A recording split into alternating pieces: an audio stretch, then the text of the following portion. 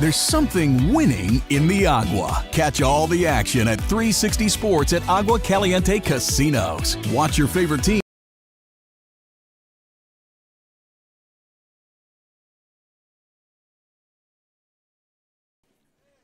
We are back for Game 2 of the Winter League doubleheader here in Palm Springs. Welcome on back, everybody. Stephen Buxton, Joey Miller joining you after what we all thought could be Game of the Year this morning. It was China and the A's, a 7-1 and 8-1 team facing off, and it delivered, Joey. It was a fantastic game, start to finish, complete pitching duel. Again, 2-1. A's won it in regulation.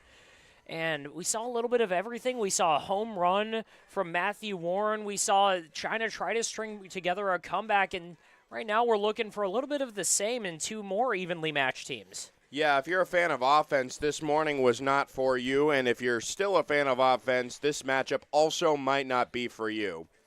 As two of some of the bottom offenses are set to face off against each other. And the Blue Sox started off actually 2-0. They are still the first team to have defeated Team China. Now there's a second. But they're on a 6-game losing streak. Why are they on this 6-game losing streak? Well, it's because 9 of the 15 men on offense for the Blue Sox are batting under the Mendoza line, making it very hard to get run production. The Blue Sox have scored the least amount of runs in this league as well, averaging around 2 to 3 runs in each of their first 8 games. Only one of their 2 wins this season was an outlier, an 11-4 win on day 2 over the Bombers. So how do they stop it? Get on base and score runs. It sounds simple because it is. I see the frustration of this team because they know they aren't what the stats show. When you have a 4-week league like this, you can't afford to stay complacent. A turning point has to be found at some point, and with an equally struggling Alberta Grizzly, this is their best chance to do that. And you mentioned that they are equally struggling. 2 of the bottom offenses in the league, the Alberta Grizzly hitting just .238 as a team. The Washington Blue Sox hitting .168 coming into today. And it was a battle of David and Goliath earlier today. It was the unstoppable force and the immovable object. More like Goliath than Goliath. And right now it's 2 teams that are looking to really just completely change the tides. They're the bottom 2 offenses.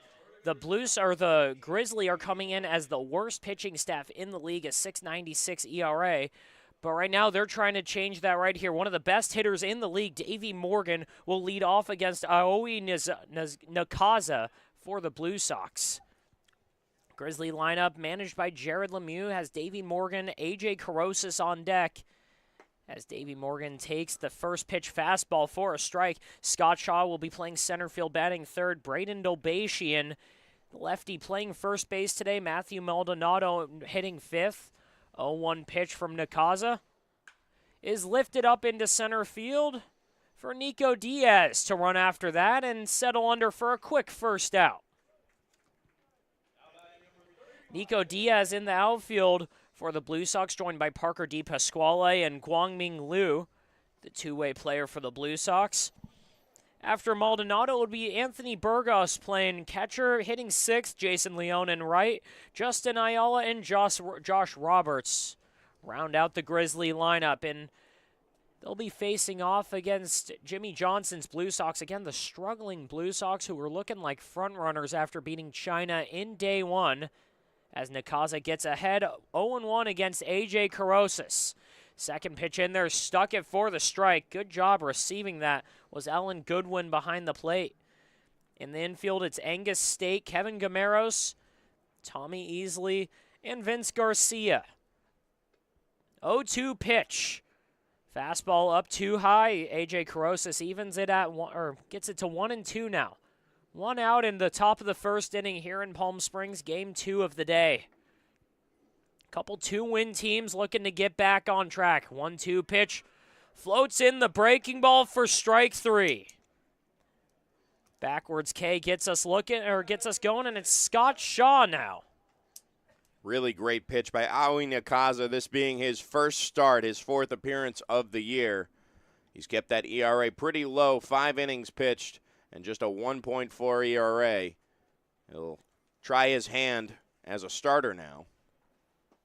Scott Shaw is one of the handful of guys who's floated this Grizzly offense. It's actually not been too bad. It's much better than the Blue Sox so far. They're hitting .238, but it's been all or nothing, and Scott Shaw's been there doing his best as he takes the 1-0 pitch outside. It's 2-0 now.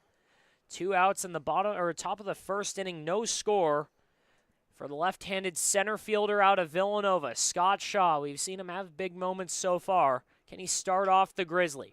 Chopper to second, fielded by Easley. Throw down to first, and it's a 1-2-3 inning for Aoi Nozaka. We'll go to the bottom of the first. No score here in Palm Springs. Everyone knows good things come in threes, like Dave & Buster's Eat, Drink, and Play combo for just $19.99, including one mouth-watering entree, a refreshing beverage, a $10 power card, and a whole lot of fun, which means you enjoy a delicious meal for under $10. Oh, look, that's 5 good things. Good things come in threes at Dave & Buster's with the Eat, Drink, and Play combo for just $19.99. Buy online or in-store today. There's something winning in the Agua. Catch all the action at 360 Sports at Agua Caliente Casinos. Watch your favorite teams on our giant wraparound screens. See live scores on the LED sports ticker. Win big with our bar top games and enjoy great twists on bar food favorites. And with 3 premier casino locations, 360 Sports is the ultimate fan experience. For more information, visit aguacalientecasinos.com. Whenever you find yourself hungry for something real, simple, and true, we're here for you. That's what a hamburger's all about. Try our big, beautiful all-day menu with more than 70 delicious dishes and our award-winning 3-course brunch for only $27.99. At Palm Springs' most popular restaurant, there's always a party at Lulu.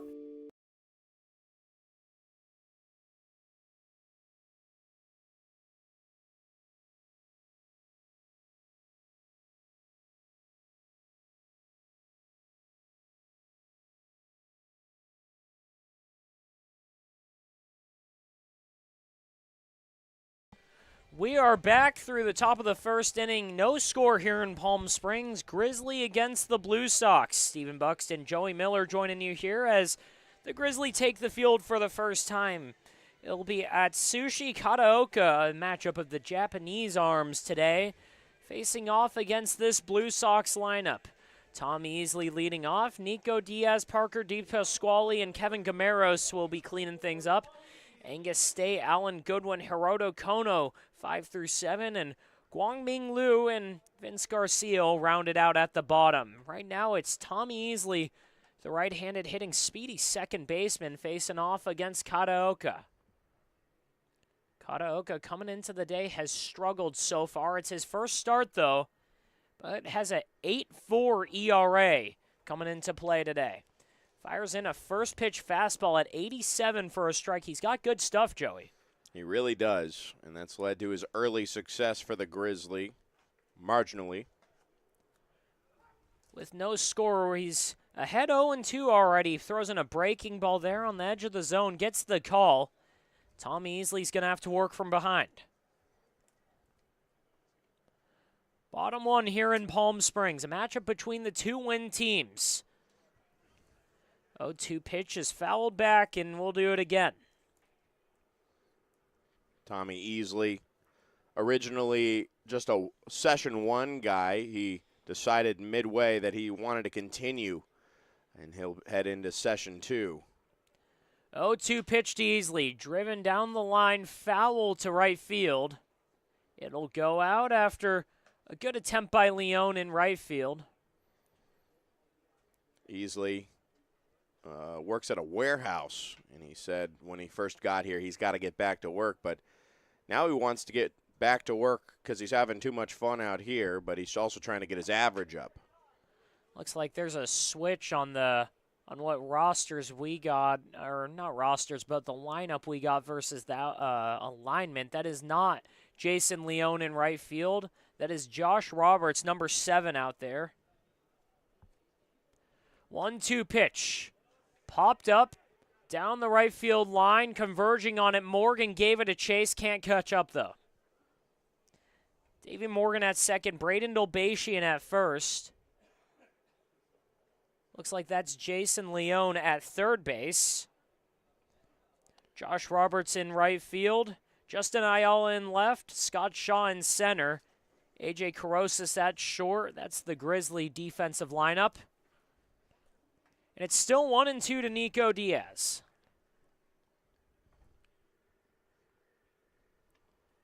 Kataoka fires, and that's a breaking ball. He just pulled it. Down and away, it's 2-2 now. No outs, no score. It's bottom of the first inning here in Palm Springs. Battle between two of the great managers of the league trying to get their squads back on track, and Kataoka starts off with a bang. 2-2 pitch, throws in the breaking ball. He's got easily swinging. Strikeout number one, out number one of the day for the Grizzly. It's Nico Diaz now. Nobody on, one out here. Bottom of the first inning. Diaz coming up, Parker DePasquale on deck.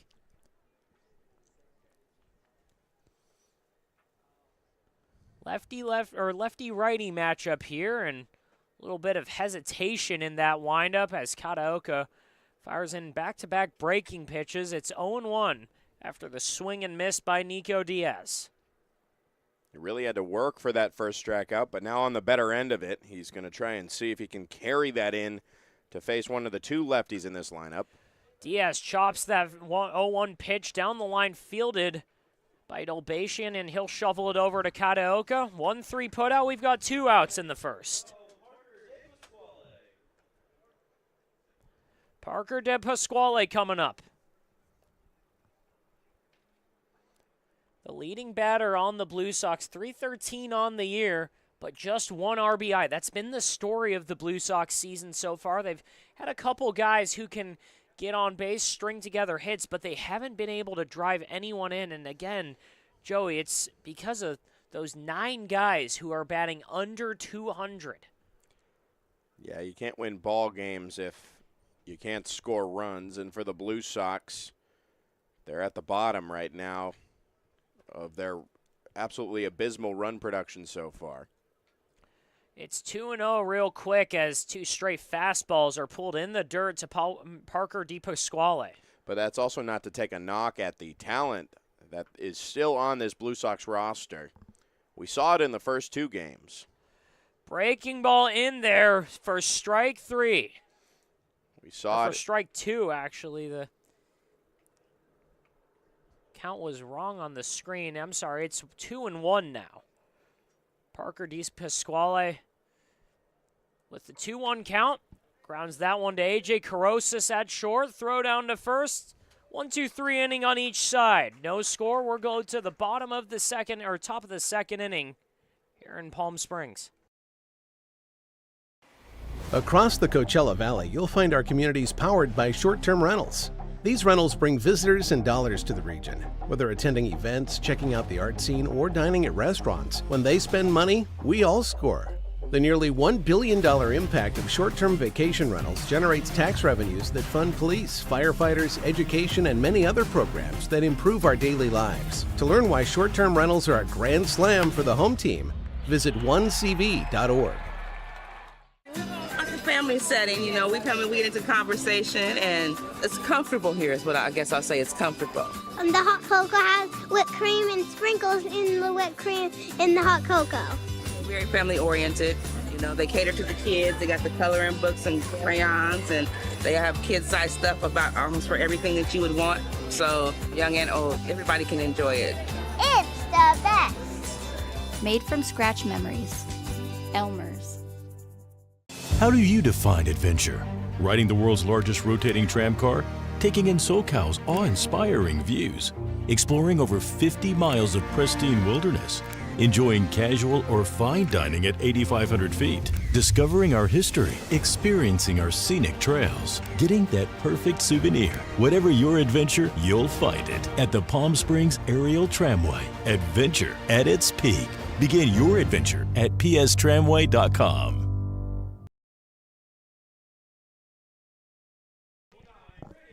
Top of the second, no score here in Palm Springs.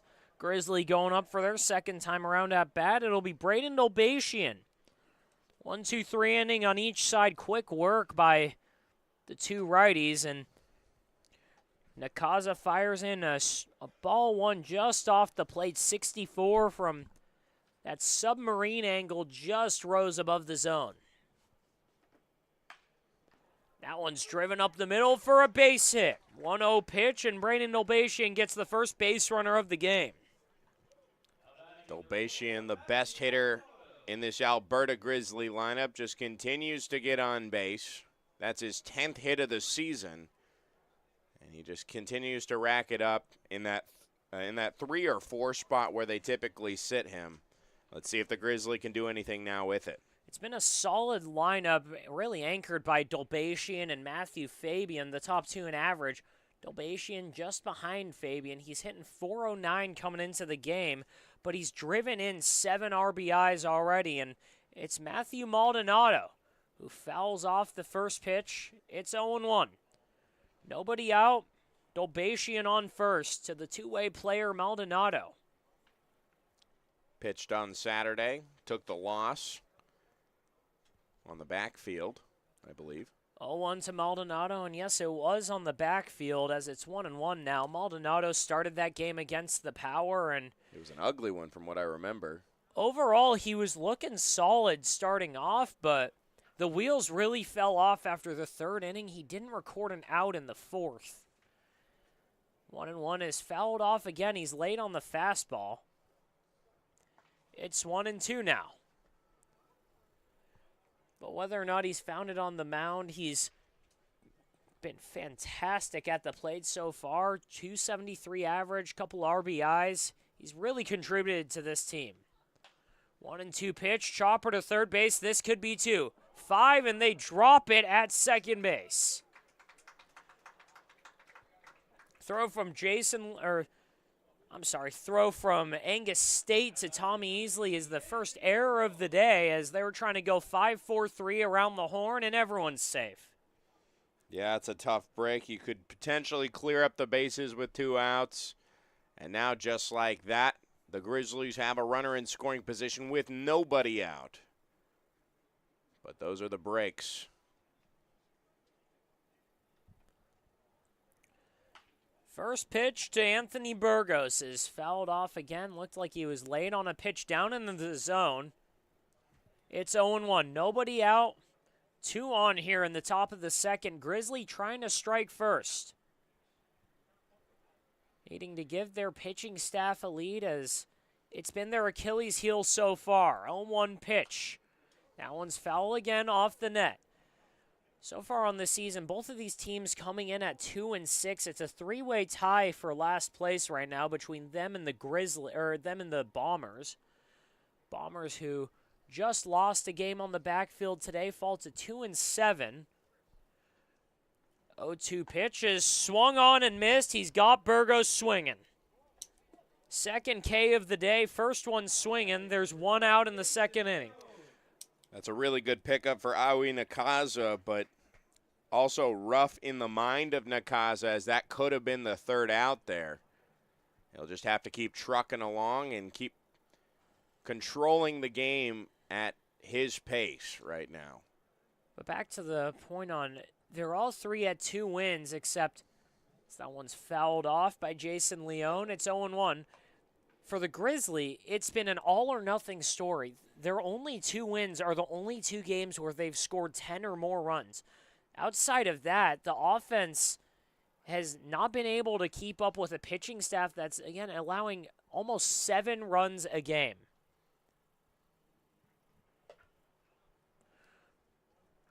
One and one pitch is outside. Or 0-1 pitch is outside. It's 1-1 now.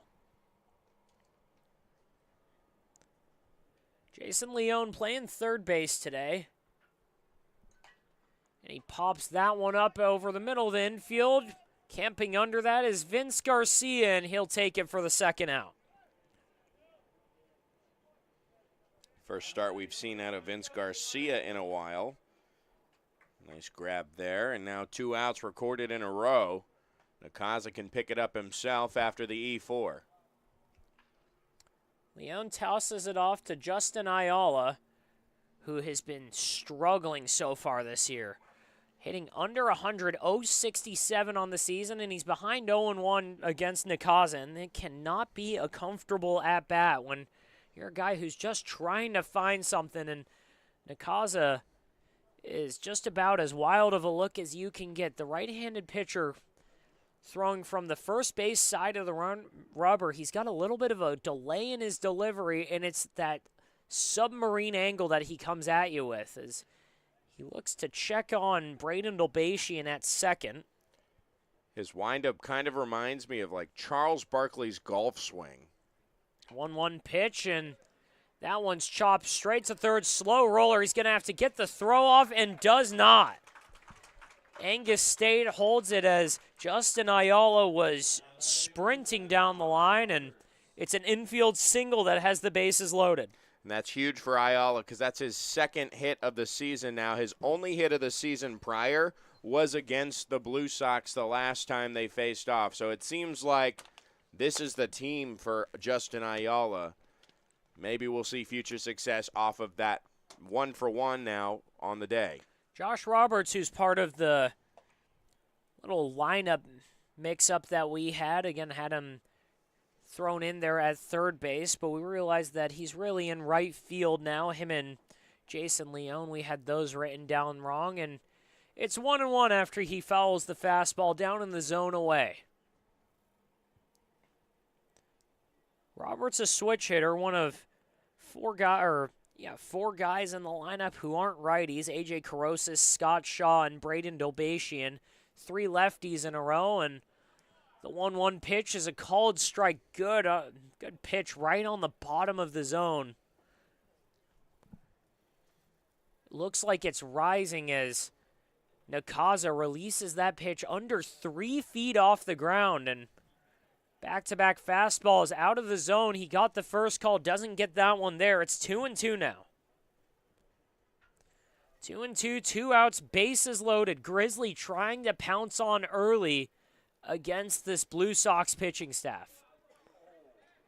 2-2 pitch is just called outside, and now it's full. That's a tough call there, too. Really could have gone either way. It's a Blue Sox pitching staff that's been able to strand runners. They're one of the better ones in the league. Here's the payoff pitch, and he got him swinging. Bases loaded, full count, and Nakaza gets out of the jam with no damage. Going to the bottom of the second, no score here in Palm Springs. We'll be right back. Outdoor living in the Coachella Valley is spectacular, and Tessera is the premier builder of outdoor living spaces in the desert. Nobody does it better than Tessera. From one end of this valley to the other, from Palm Springs to Rancho Mirage, Palm Desert, to Indio and La Quinta. For 35 years, we've created the ultimate in outdoor living, landscaping, pools, and patios, so you and your family can enjoy each other. Live well. Live Tessera.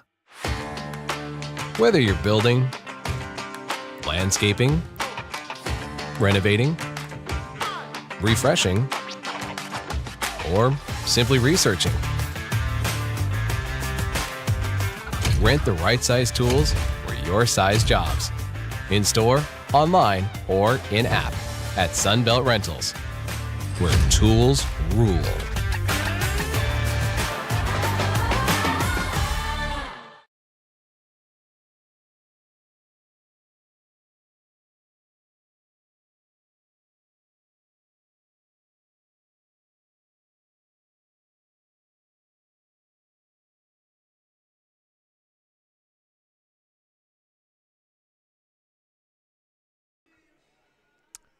Bottom of the second here in Palm Springs as an early high drama moment.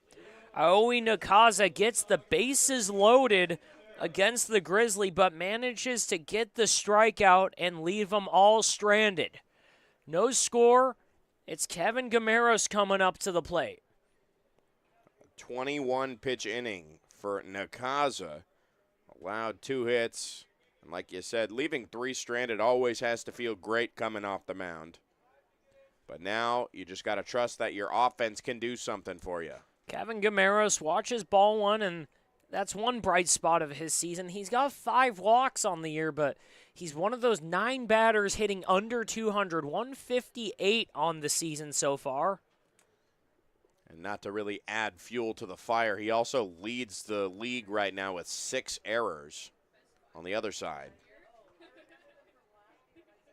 We've already seen an error in this game. Angus State had the bobbled or the throw down to second that just got away from Tommy Easley. They couldn't turn 2. But right now they managed to get away with it. Still no score, 2-0 count to Kevin Gameros. Pitch is fouled back. He was just on top of it. It's 2-1 now. Both of these Japanese starters, Atsushi Kataoka and Aoi Nakaza, have kind of these funky deliveries where they play with the timing on the way to the plate. With that last second burst of energy. And right now, Kataoka just trying to get his way through his next frame. Kataoka pulls the 2-1 pitch inside. It's 3-1. Hitters count for Kevin Gameros. And Joey, we mentioned in the first game that the real matchup, the strength of that China and A's matchup, was the China pitching against the A's offense, and now it's the polar opposite. The two weaknesses, the Blue Sox lineup against the Grizzlies' last-ranked pitching staff, it's really a question of what can break through first.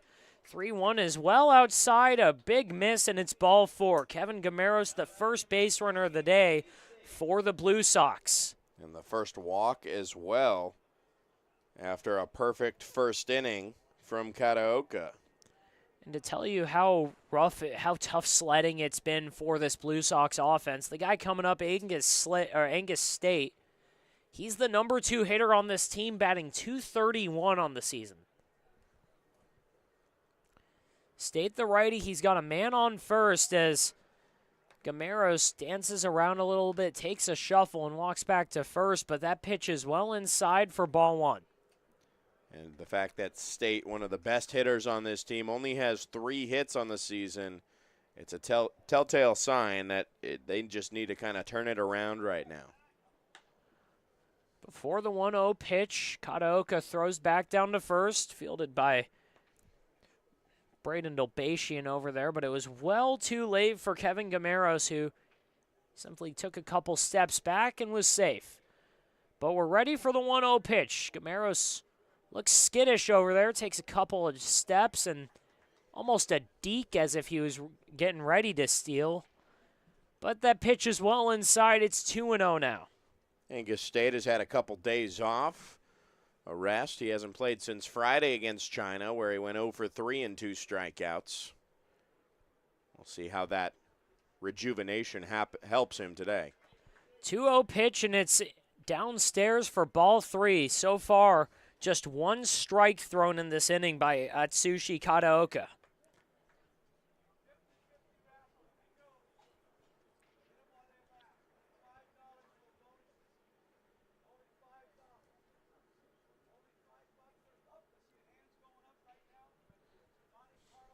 The 3-0 pitch is fouled back, the second strike of the inning for Kataoka.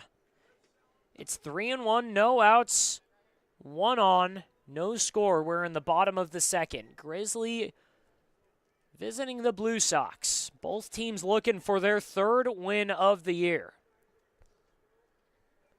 Angus State at the plate, facing off against Atsushi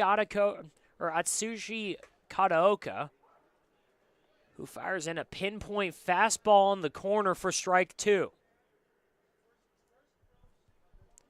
Kataoka got through the first inning and the minimum, struck out Tommy Easley, fielded a grounder by Nico Diaz, and got a 6-3 putout for Parker DePasquale. Now it's full to Angus State, and it's ball 4, back-to-back walks lead off the inning. Back-to-back walks lead to bad things. Now a runner in scoring position for the first time for Atsushi Kataoka on the mound. Can he kind of mirror his opposing counterpart in Aoi Nakaza, got out of a jam earlier this inning. Alan Goodwin steps to the plate with 2 on and nobody out. He swings through a breaking ball in the dirt and in the left-handed batter's box. Was really looking for something, and it was not there.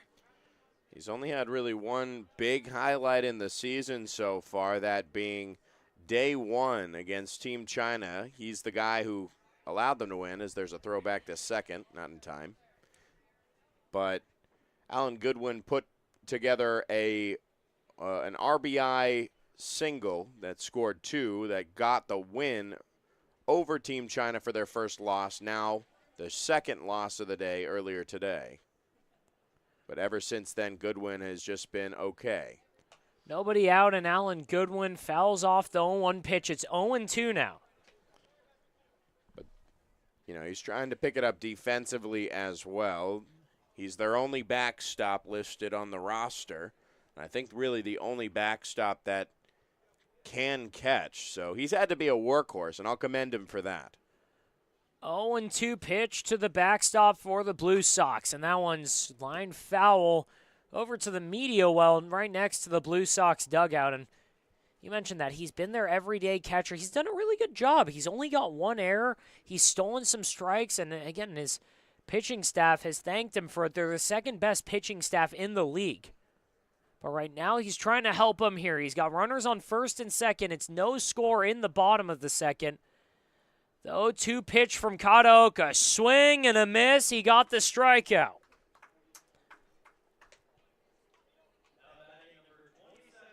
Alan Goodwin's second strikeout of the year has 1 out here in the second inning. Hiroto Kono coming up. Actually his 7th.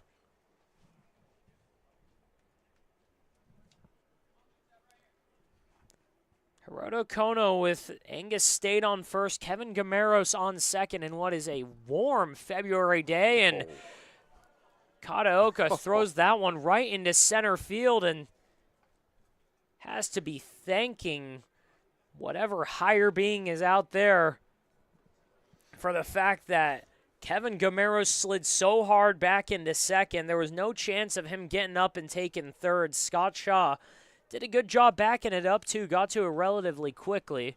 He absolutely airmailed that one. Was nowhere close to Davey Morgan. First pitch to Hiroto Kono, up and in, and it's ball 1.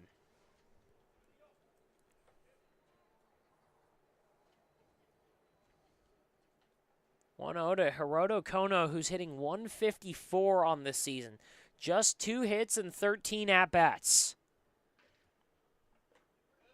1-0 pitch, down, it's 2-0. They checked down to first, but he did not swing. 2-0, 1 out, no score in the bottom of the second inning. Again, Kevin Gameros and Angus State on second and first after back-to-back walks to lead off the inning. Alan Goodwin struck out, and it's 2-0 now to Hiroto Kono. In the dirt and gets by Burgos. Both runners go ahead 90 feet, and they're in scoring position now. Got to get it the full 60 feet, 6 inches. And Atsushi Kataoka didn't there on the wild pitch. Now an even better opportunity. Who can strike first here? The Blue Sox with their best chance of the day. Hiroto Kono with runners on second and third and 1 out. Looking for his first RBI of the year, but he takes ball 4. That's not how you want to respond after that wild pitch there. 3 walks, loads up the bases. And now you're even in a bigger jam with 1 out here. Guanming Liu stepping up to the plate here. Atsushi Kataoka has been all around the zone this inning, but has not been able to find it. 3 walks, load the bases. He has just the strikeout to Alan Goodwin, and now it's Guangming Liu. 1 out, bases loaded in a scoreless game in the bottom of the second inning. Blue Sox trying to break this thing open as Kataoka fired in a curveball for a called strike 1. Really nice curveball there as well. 0-1 pitch. Got him almost flailing, and he got the called swing there. Looked down to first base, and our umpire said he did go on the check. Lou spent a lot more time on the mound as of late than at the plate. He's 0 for 4 on the season with 3 strikeouts at risk of a 4th. 0-2 pitch is just outside. They call down to first again, but he did not go. He did throw a scoreless inning against China, so that you can hang a star on that one. But right now he's got bases loaded. Kevin Gameros on third. Angus State on second. 0-2 pitch. Grounded to Davey Morgan. He's bobbled it, shovels it to Carosis, and nobody's out.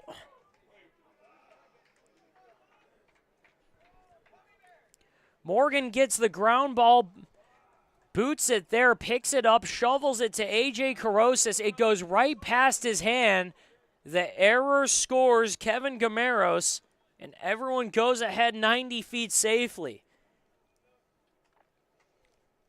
What was sure to be an inning-ending double play has bases loaded still.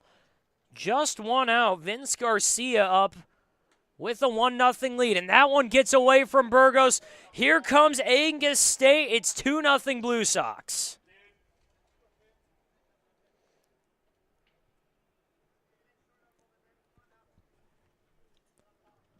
That's really tough right now in the head of Atsushi Kataoka to have that perfect ground ball, induce that ground ball that should have ended the inning, and then throw a subsequent wild pitch there. Now he's just got to get back in the right mind space here, as there's no conventional double play in place right here. After back-to-back shutouts, the Blue Sox have a 2-0 lead in the bottom of the second inning. It's 2-0 now to Vince Garcia.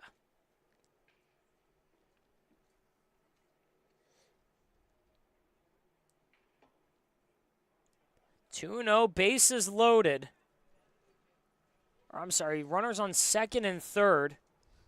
It's Hiroto Kono on third, Guangming Liu on second, Vince Garcia at the plate with a 2-1 count.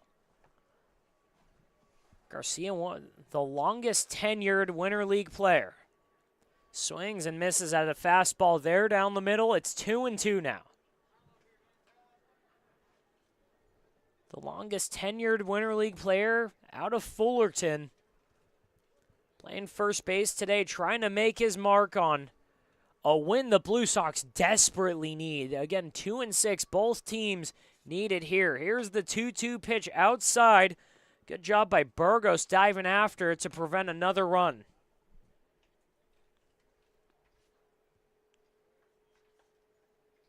It's even bigger in the mind of the Blue Sox and their manager, Jimmy Johnson. They have not had a win since the first weekend of this 2025 California Winter League season. 3-2 pitch outside, and he swings at it. He swung at it. So drop third strike. They'll tag Garcia out, who's still standing at the plate. He walks back now. It's the second out. And now it's the top of the lineup, Tommy Easley. Easley, who struck out to begin the game. He's got runners on second and third now, trying to put up a big number here against the Grizzly. First pitch is outside as Kataoka has not been able to find the zone this inning.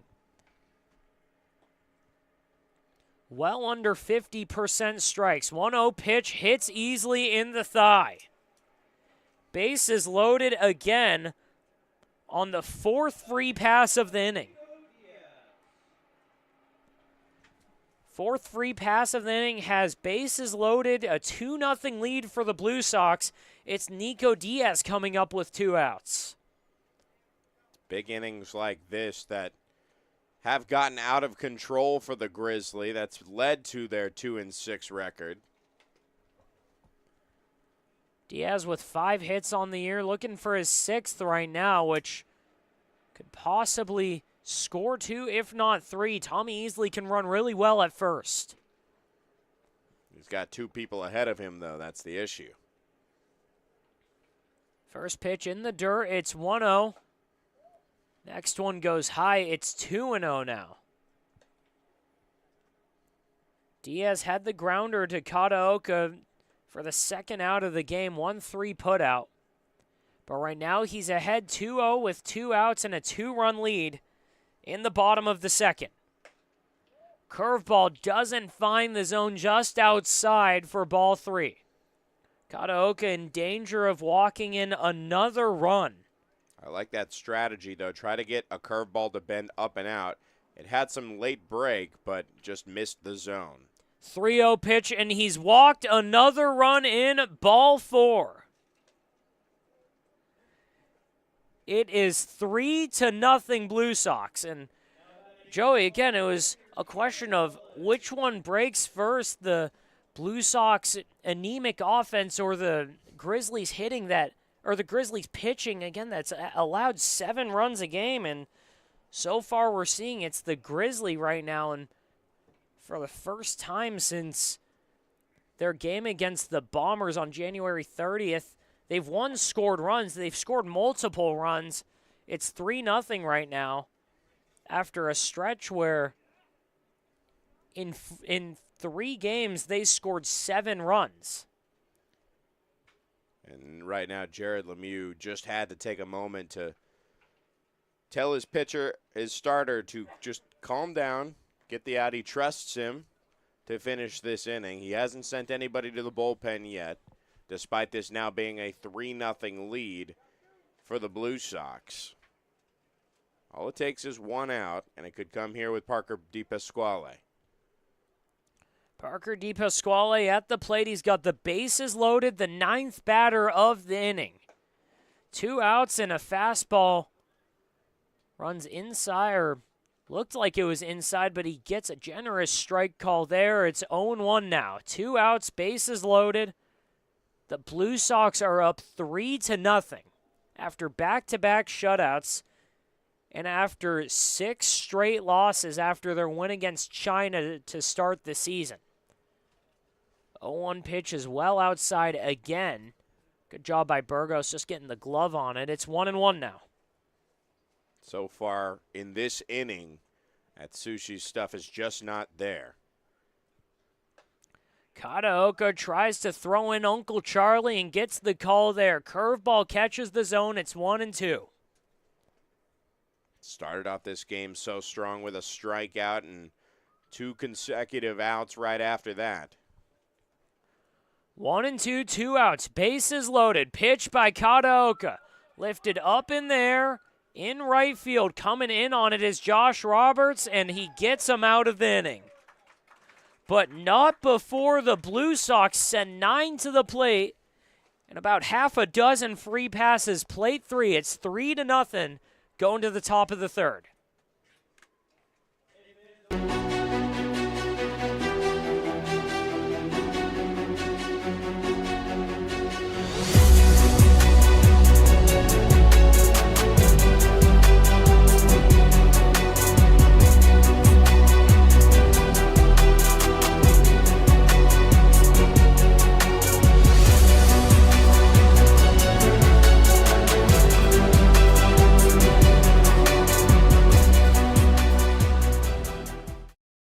For 20 years, our family's mission has been simple.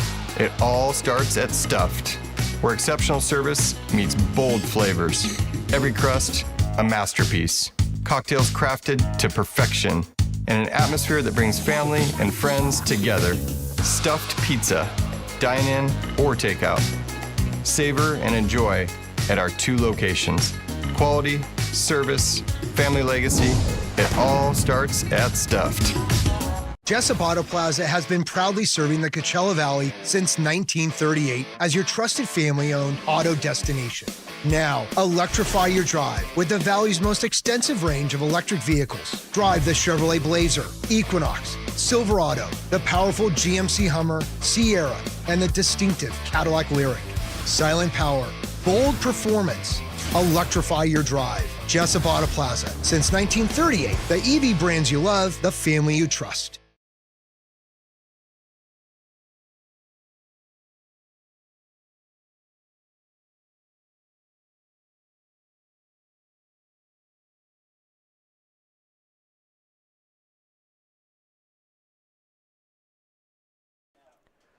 Back in the top of the third inning, and the Blue Sox offense has broken through. It's 3-0 Blue Sox. Grizzly trying to play catch-up here, and it's the leadoff man, Davey Morgan, who watches ball one outside from Aoi Nakaza. Nakaza got himself into trouble last inning as he throws a fastball right off the plate, but gets the call. Good job by Alan Goodwin receiving that. It's 1-1. 1-1 pitch. Morgan watches strike two down the middle. And again, Nakaza got himself into trouble. He allowed a single to Dobatian. Matthew Maldonado reached on an error. And he got another single by Justin Ayala.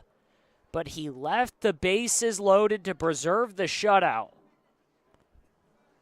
1-2 pitches fouled off into the park. We'll do it again. And he did exactly what Atsushi Kataoka couldn't do. Atsushi Kataoka, with 4 walks, a hit by pitch, and an error up the middle that should have been an ending double play.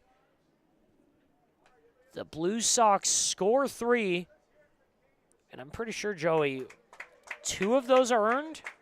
2 of those, as we have it right now, are earned because of the error. You can't ever presume a double play. 1-2 pitch. On the corner, strike 3, got him looking.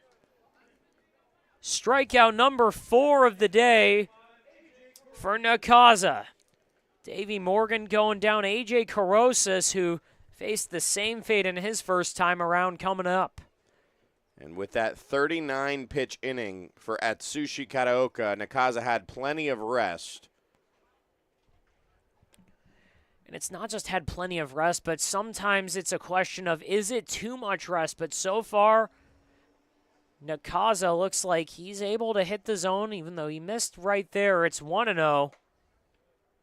Gets close, but doesn't get the call. Squeezed right there to A.J. Carosas. It's 2-0 now on our TrackMan strike zone. It looked like that was nearly a perfect pitch. 2-0 to Carosas. He gets the call there. It was nearly down the middle. Breeze starting to kind of circulate in the stadium, but mostly going from right to left, cutting in a little bit.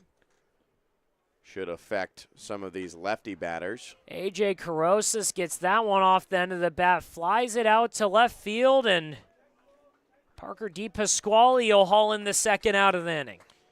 He took a bad read on that initially, came a bit too far in, but tracked it backwards, almost caught it over his shoulder, and made a nice grab there. That should be pointed out there, but solid track work there as the sun is starting to peek out a little bit more. Still mostly cloudy here on this hot winter day. Scott Shaw ended the first, and Nakaza's looking for the same effect, looking for a 1-2-3 inning after the Blue Sox scored 3 in the bottom of the second. Here in the top of the third, 2 outs, it's 1-0 to Scott Shaw. Nakaza with a pause and releases, and just on the corner for strike 1. It's 1-1 now to Scott Shaw, who grounded out to second in his first at-bat. Shaw, again, the leading batter, or one of the leading batters on this Grizzly team, and he's late on that, pops it up to left field, and DePasquale gets that one again for the third out. Couple flyouts to left field and a strikeout have us with a 3-0 ball game going to the bottom of the third. Blue Sox trying to add on. We'll be right back.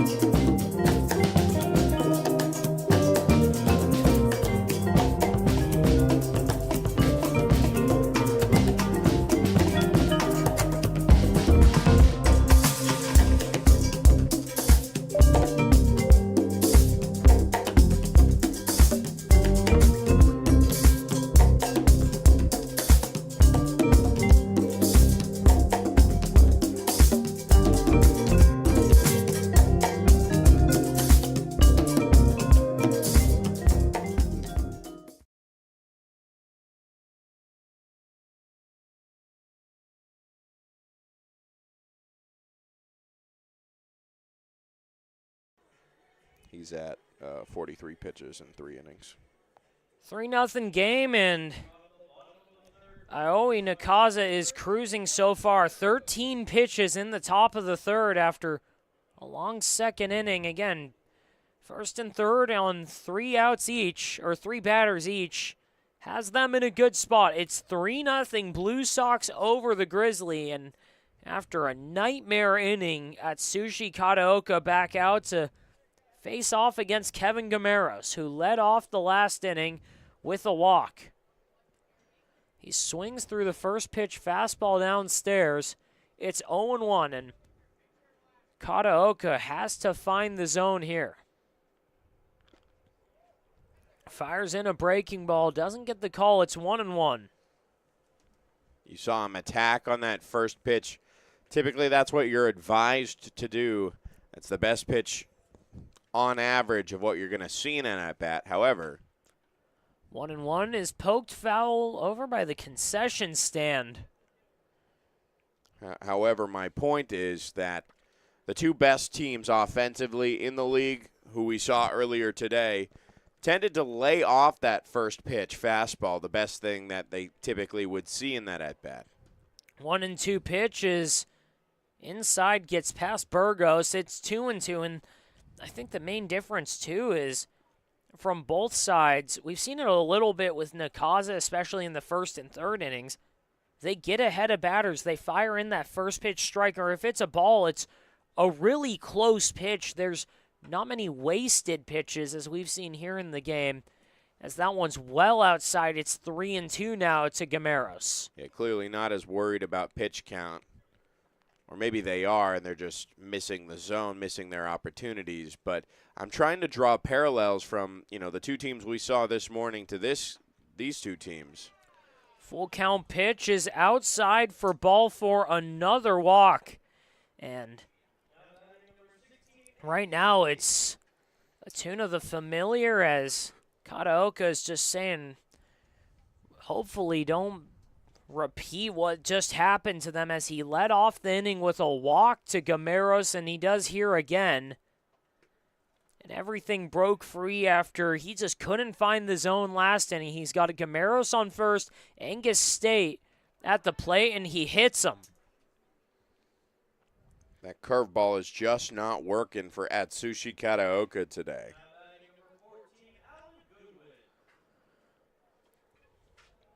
Alan Goodwin coming up, and if that last inning's anything to tell, or any sort of indicator of what's going to happen now, Goodwin's got to protect here. He struck out in the second inning after back-to-back free passes. Same thing, start out the third, and it's Gameros on second, State on first, and Alan Goodwin waiting for the pitch. Kataoka fires in ball 1, and Burgos fires back down to second. Not in time, though, to get Gameros, who had a big lead.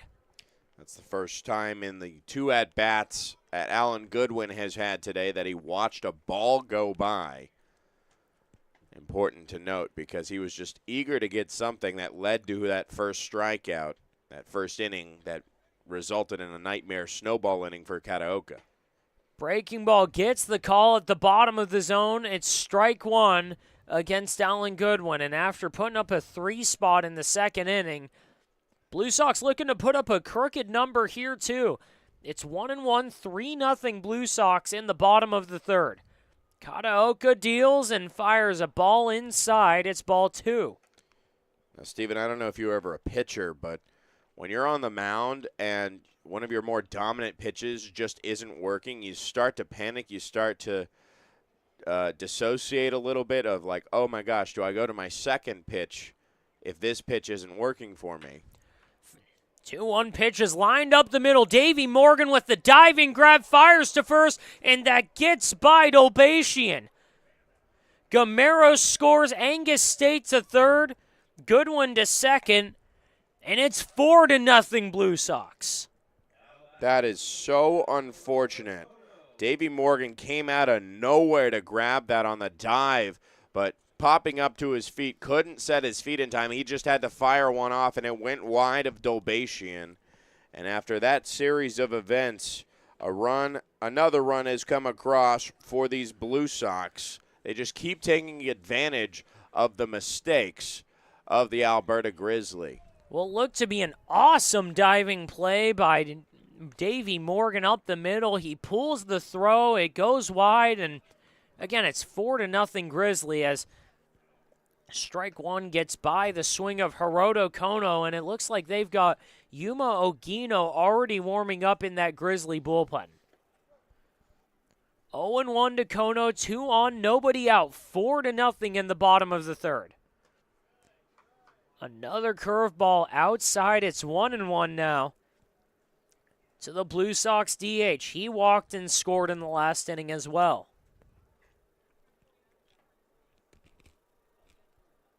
Infield playing in, looking for a ground ball, trying to get that out at home, and they're not going to get it there. Breaking ball slips out of the hand, and Kataoka has hit another batter. Hiroto Kono on first. Alan Goodwin on second. Angus State on third. Bases juiced for Guangming Liu. Jared Lemieux telling his outfielders to come in a little bit. They're drawn in to see if they can throw somebody out if it's on a line.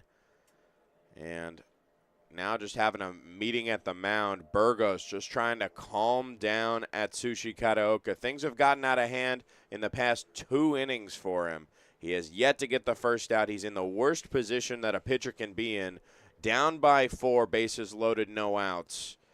And now you just got to figure how to induce a ground ball or at least get an out here. And they're facing off against Guangming Liu, who's yet to have a hit, has reached base twice this season, once on a walk and once on the error in the second inning. And that's a fastball pulled well outside, but a great job by Burgos diving after it to save a run. Burgos looking like Superman in the eyes of Atsushi Kataoka. Prevents another one getting across on his accord. He's already had a couple go by, but those, again, weren't exactly his fault. Atsushi Kataoka has not been able to find it. 1-0 pitch. Swing and a miss. Blew it by Guangming Liu. It's 1-1. But again, he has not been able to find it. When he's been in the strike zone, it's been hit. When it's not been in the strike zone, it has been very far outside. He's had Burgos diving left, right, and center. But right now it's 1-1 to Guangming Liu. And that one's in the dirt. Gamero stays at third. Or I'm sorry, Angus State stays at third. But Burgos, a good job of even keeping it within a couple feet. Kataoka was not quick to cover home plate, so if Angus State had a good read, he could have tried it. It's 2-1 now to Guangming Liu. Liu with his hands up high, shaking his bat. Watches strike 2 just hit the corner. I think that was a generous call there. The umpire just trying to give him some grace. A little bit of a late call there as well. As Kataoka is just 1 strike away from his first out this inning. A borderline pitch has it 2-2, bases loaded. It's a 4-0 game with no outs. And that's ball 3, even lower. Full count, no outs. Angus State on third, Alan Goodwin on second, Hiroto Kono on first. Liu at the plate. In the bottom of the third inning, the Blue Sox trying to put up a big number. Ball 4 inside, and another runner has been walked in. That's just brutal. And now Jared Lemieux has to go to his pen. He has no other option. Lemieux going to the pen. He's going to hope that Yuma Ogino could put out the fire that Atsushi Kataoka has started. So far, the Grizzly just handing the Blue Sox run. It's 5-0 in the bottom of the third. We'll be right back after a break.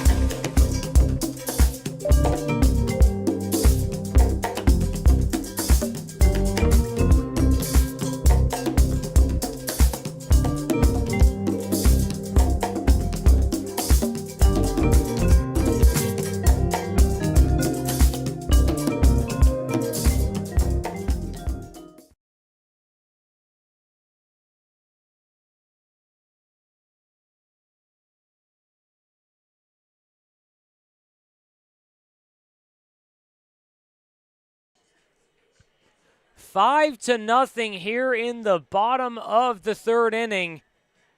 Grizzly Blue Sox, and so far for the Blue Sox, the Grizzly have been serving up runs hot to go, and Yuma Ogino out there to try and change that, put out the fire. Bases loaded, no outs, after Atsushi Kataoka just could not find it in the second or third innings. Yes, I'd say Atsushi Kataoka's performance today was cold to stay as opposed to hot to go.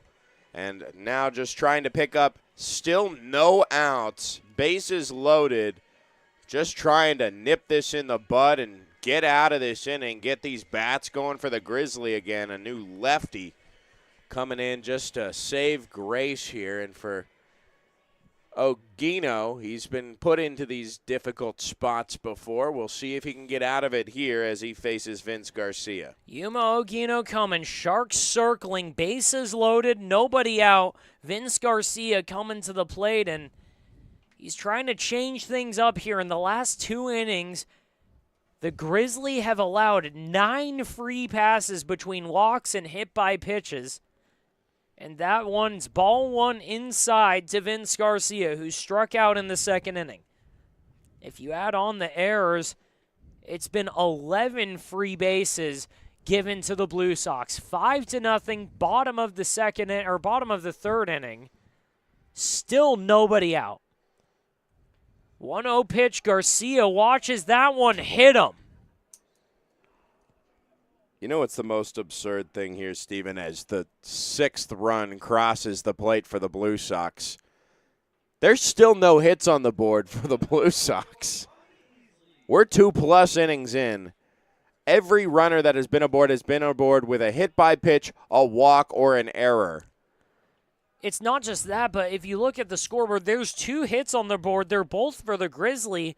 They got to Nakaza in the second inning, but he worked a magic act to get out of it. Yuma Ogino has to do one of his own right here. As we're going to take a minute as Vince Garcia is taking off his leg guard and shaking it off after he got hit, but he'll stand on first. Bases loaded, Tommy Easley, the leadoff man, coming up. The 7th batter of the inning, facing off against Yuma Ogino. Still nobody out. Hiroto Kono on third. Guangming Liu on second. Vince Garcia at first. Tommy Easley at the plate right now. The pitch by Ogino. Inside, ball 1. It should also be noted that with that hit by pitch of Vince Garcia, that's the 10th free base given up between these two pitchers, Atsushi Kataoka and Yuma Ogino.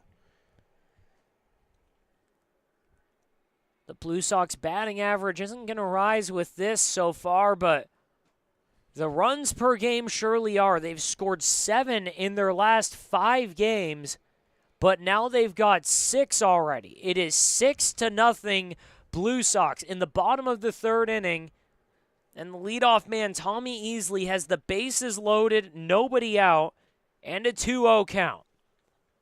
Ogino set with his glove at his waist. He kicks and fires, and strike 1 right on the inside corner.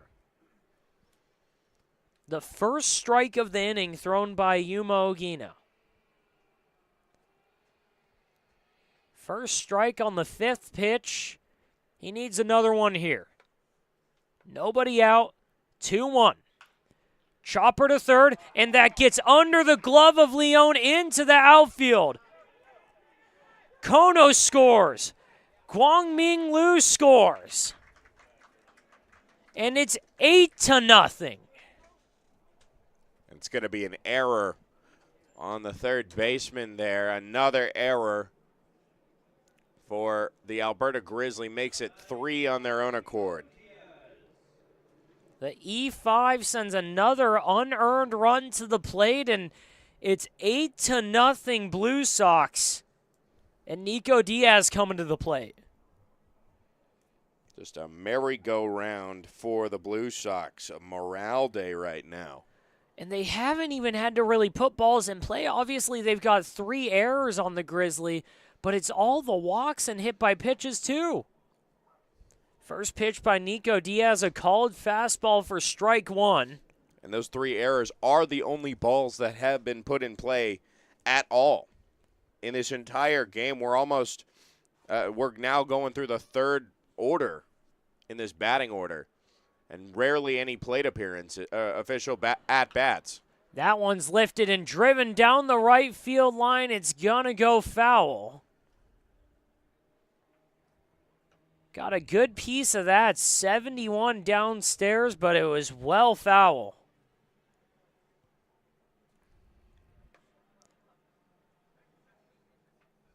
Nico Diaz trying to add to what seems to be an insurmountable lead with how the Blue Sox have been pitching this season. The 2-1 pitch ripped down the first base line, and that gets under Dolbatian. Another error is going to score Vince Garcia. That one gets by Burgos, a bad hop.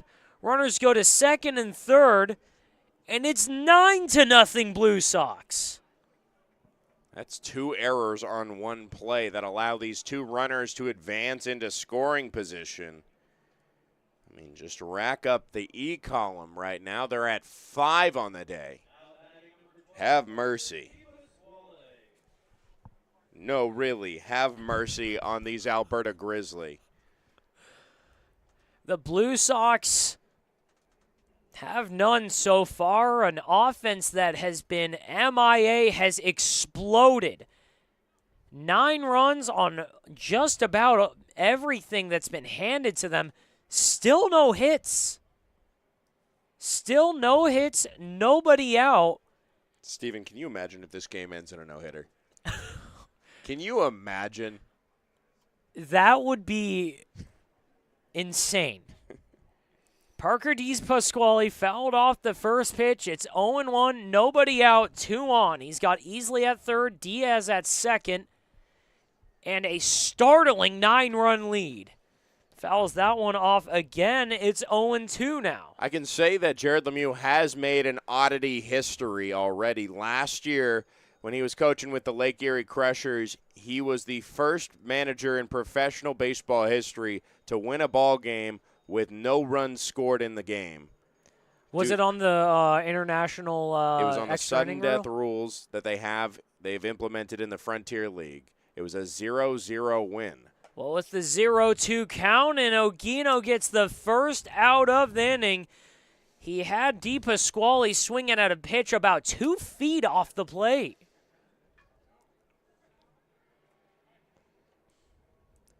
The Blue Sox finally give some sort of mercy and throw the Grizzly a bone right there, but there's just 1 out in the 3rd inning.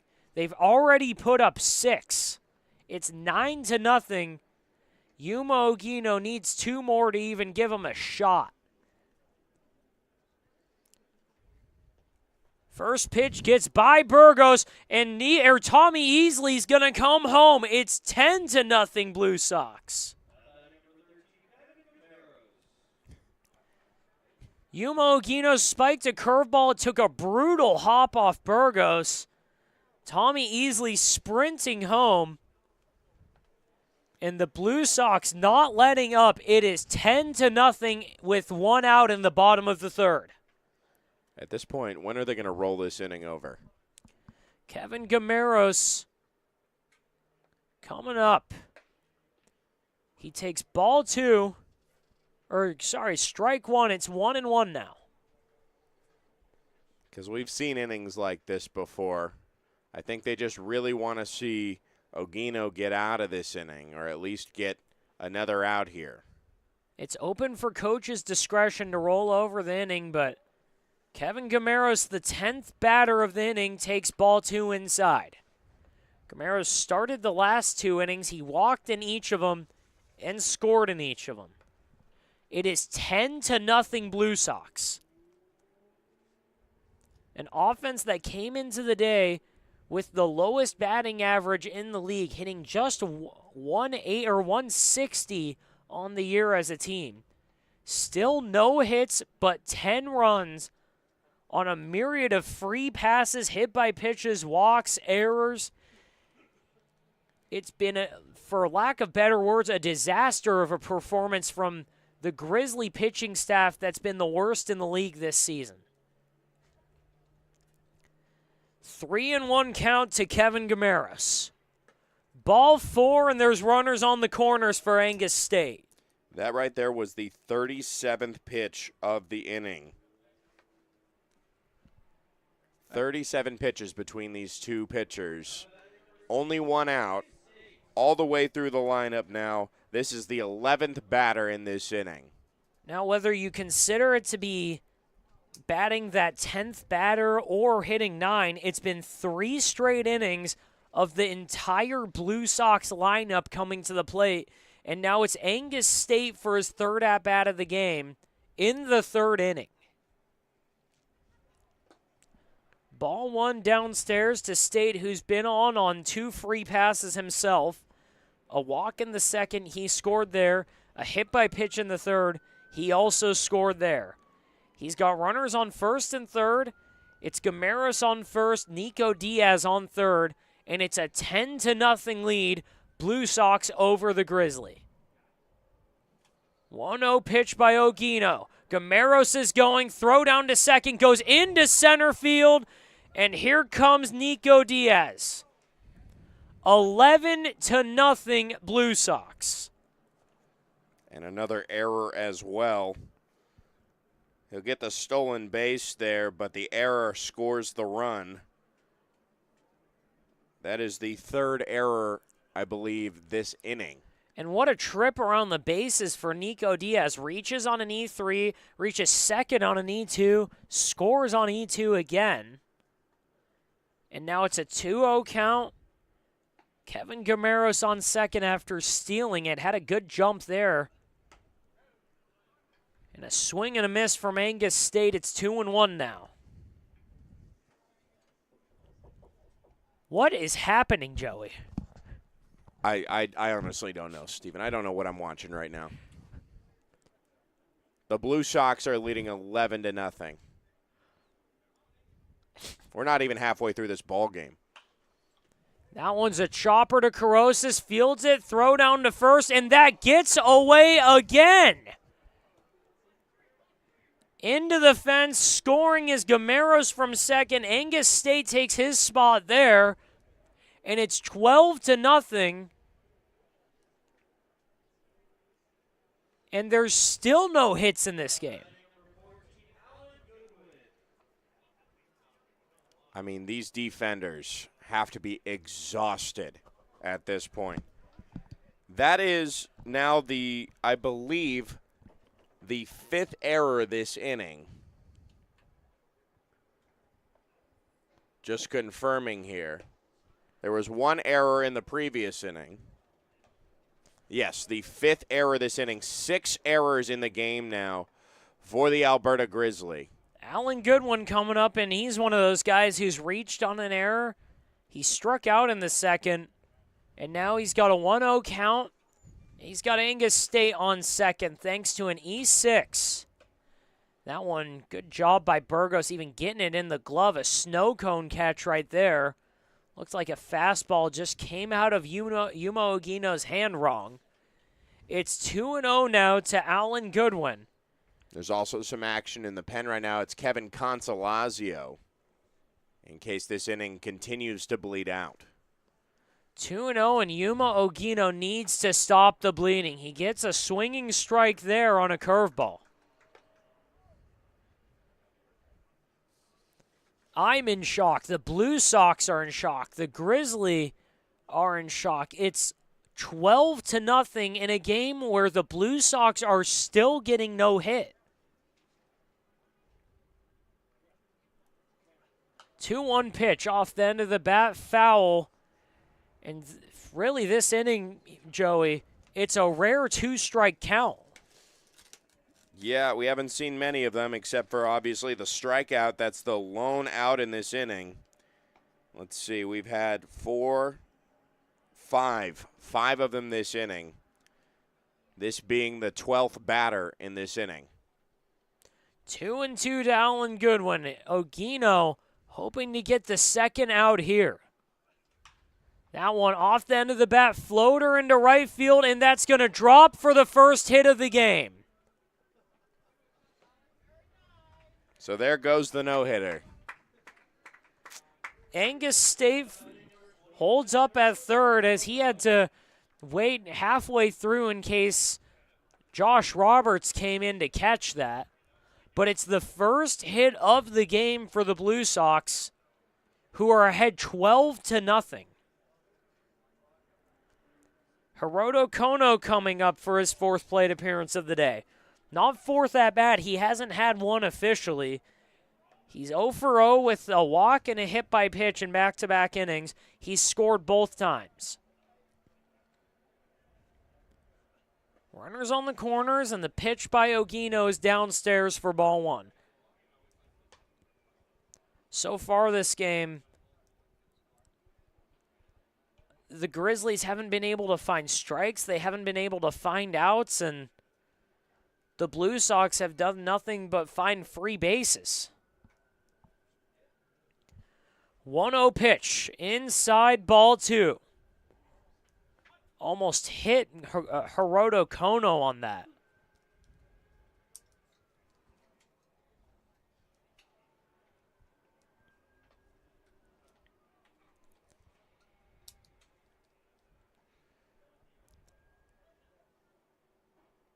(2-0) from Ogino. Lefty-righty matchup here. Swing and a miss. A good fastball there.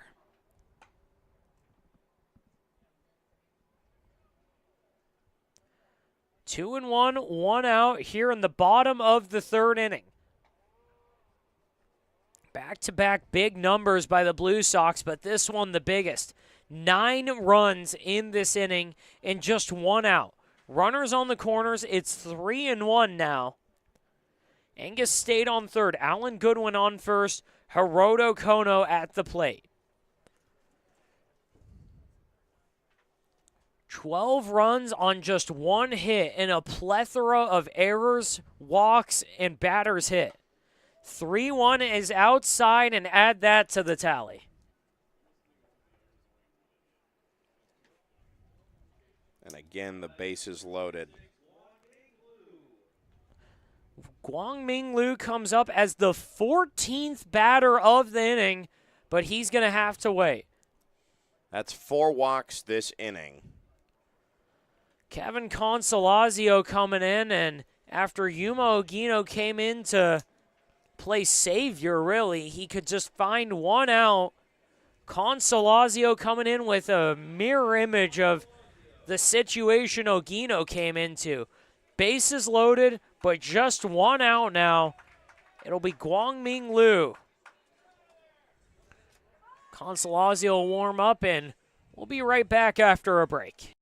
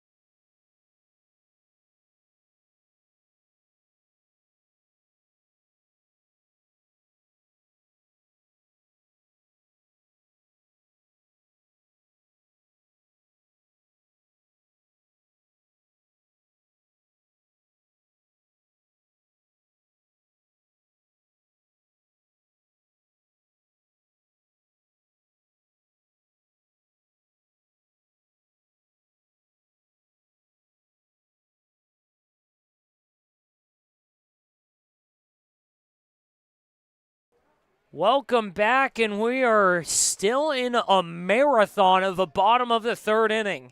In the last 2 innings, there have been 25 free bases given up by the Grizzly to the Blue Sox between errors, batters hit, and walks, and there's another one there.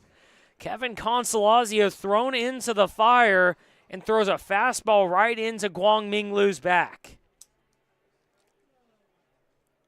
I mean, the Alberta Grizzly must not have gone to church yesterday because they are praying for mercy and all of their prayers just not being answered.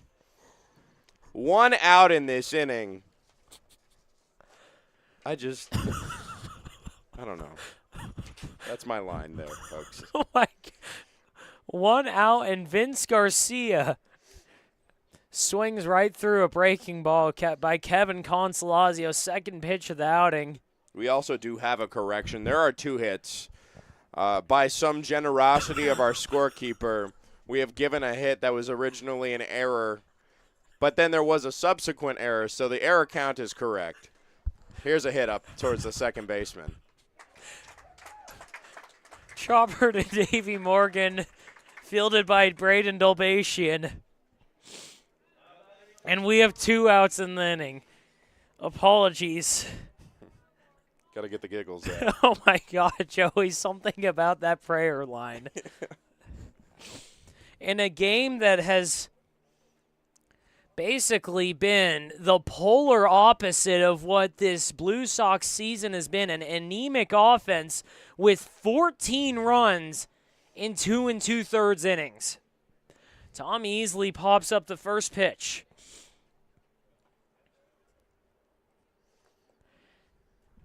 The 16th batter of the inning. The 25th batter over the last inning and 2/3. 14 runs on the board. 11 in this inning.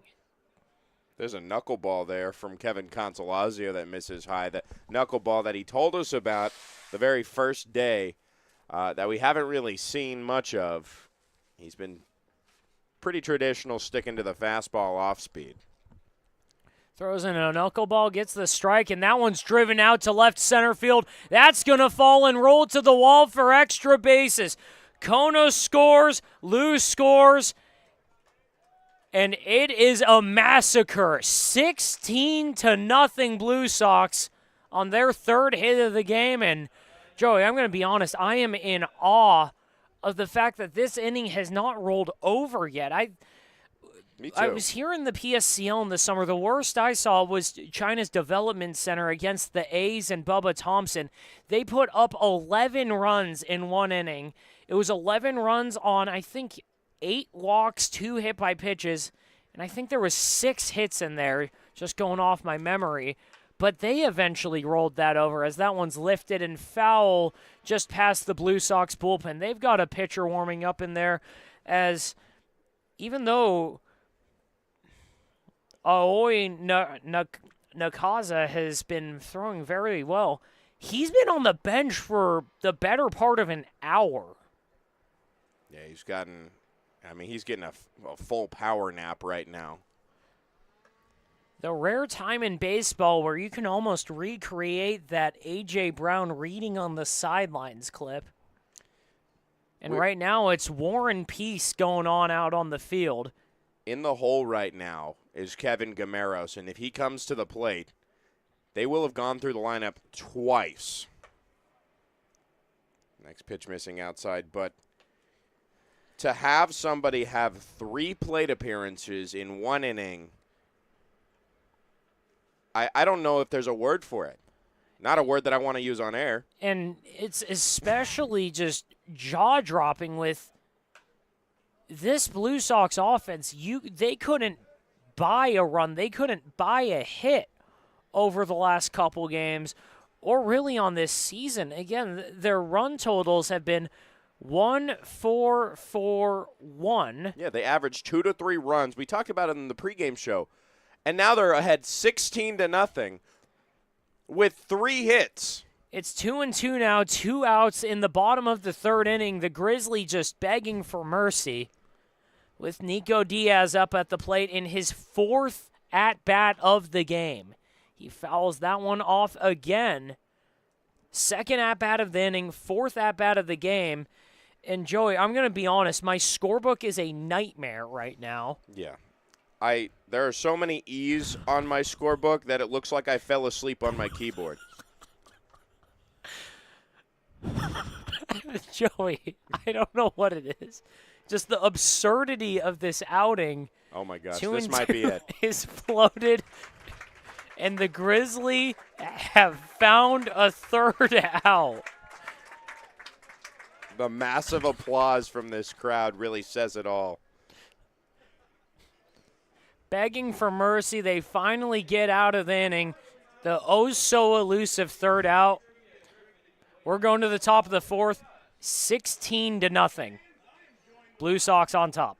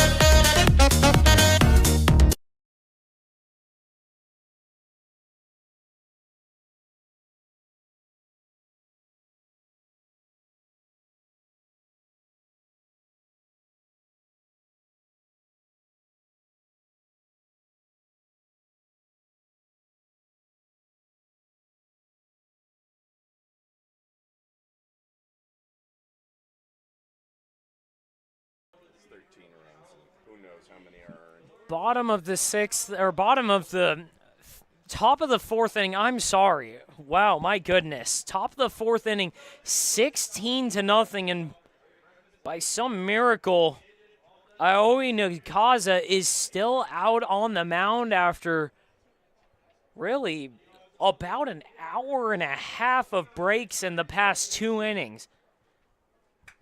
The absurdity of this outing cannot go unstated. It is 16-0, Blue Sox over the Grizzly. The worst offense in the Winter League has 16 runs on just 3 hits. And it's Braden Dolbatian leading things off. I tell you, that first pitch is in there for strike 1 on Braden Dolbatian. The Lord has 1 sixth sense of humor. Oh. 0-2 now to Braden Dolbatian, who's one of just 2 guys on the Grizzly to have a hit. Had a single in the 2nd inning to lead it off. Here he is in the 4th. After the Blue Sox sent, I think, 17 batters to the plate. That one falls down. It's 1-2 now. Yeah, they were just 1 bat away from the 18th. And then the 3rd time through the lineup. Nakaza serves that one up, and it's going to be extra bases for Dolbatian. One of the bright spots for the Grizzly right now, one of the only ones. He's 2 for 2 with a single and a double. Matthew Maldonado steps up. He reached on an error. One of, if that scoreboard is right, 7 errors in the game. No, it's actually 6. That's correct. There were 5 in that 1 inning.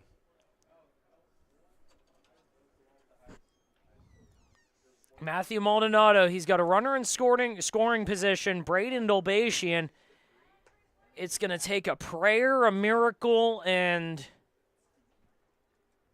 moving the 7 C's all at once to make up for a 16-0 deficit in the top of the 4th inning. 2-0 now as Ogino's had 2 fastballs outside. 2-0, no outs in the top of the 4th, and back-to-back base hits start the inning for the Grizzly. Joey, the Grizzly have out-hit the Blue Sox. Here comes the comeback. It's got to start somewhere. Out hitting the opponent and down 16-0 on a number that I'm not going to attempt to do the math for how many of those are earned or not. We've got a pinch hitter. It looks like that's either Chernesky or Corey Gregory. It's definitely not either of them. That's Burgos.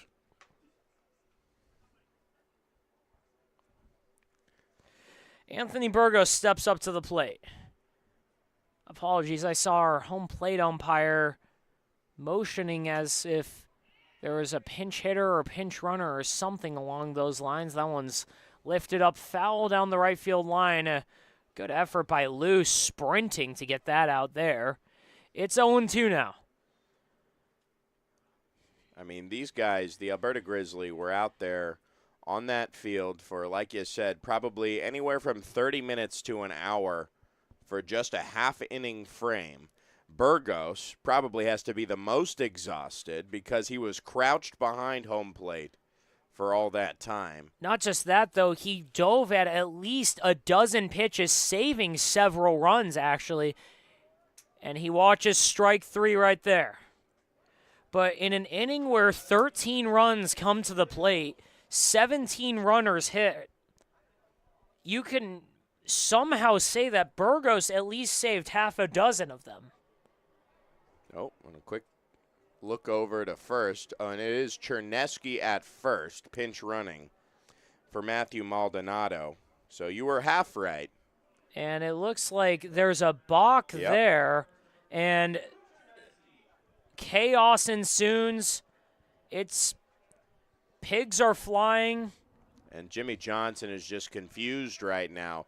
It looked like the ball was not live. It looked like the batter was still coming up to the plate, which is where the confusion lies. Chernesky was had a little bit of a lead at first. He faked a throw over, Nakaza did, from the mound. Nakaza is also looking at this meeting between the umpires as we determine if the Grizzly have scored their first run of the game. And it looks to be that case right there. Chernesky advancing to second, and coming home is Dolbatian on the balk. Again, aliens have landed, pigs are flying. There's snow in the desert. Jimmy Johnson's confused, and so am I, honestly. It is 16-1 after a balk brings in Braden Dolbatian for the first run of the game for the Grizzly in one of the most absurd 3 1/3 innings that I've ever seen. It's 1-1 now to Jason Leone. 1 out. He's got Matthew Maldonado on second after a single, and he got second awarded on the balk by Nakaza. And it's 1-2 now after Leone fouls that one back. And it's really unfortunate after a 13-run inning to not get the shutdown inning after all that rest. This falls on Nakaza there with that balk. Back-to-back hits that started things off here. 1-2 is poked out a little blooper into shallow right field. A fantastic throw by Lou. He threw an absolute rocket to third base. He put his whole body into that. His whole body flung forward on a line to Angus State at third. Oh, and a quick throw back to second. Got him. Caught Chernesky sleeping. They get Matthew Maldonado out at second sleeping, and before Justin Ayala even reaches the box, we're through 3.5 innings. It's a blowout here in Palm Springs.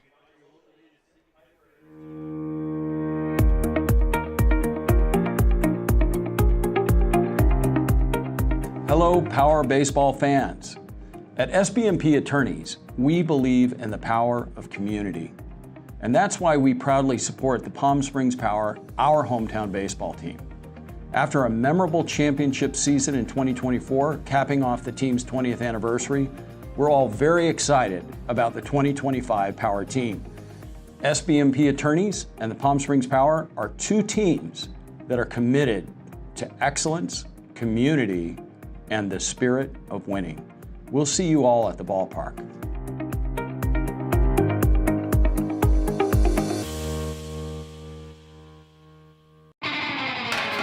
Think of the highest quality you can imagine. Now, think higher. Hamburgers, all about.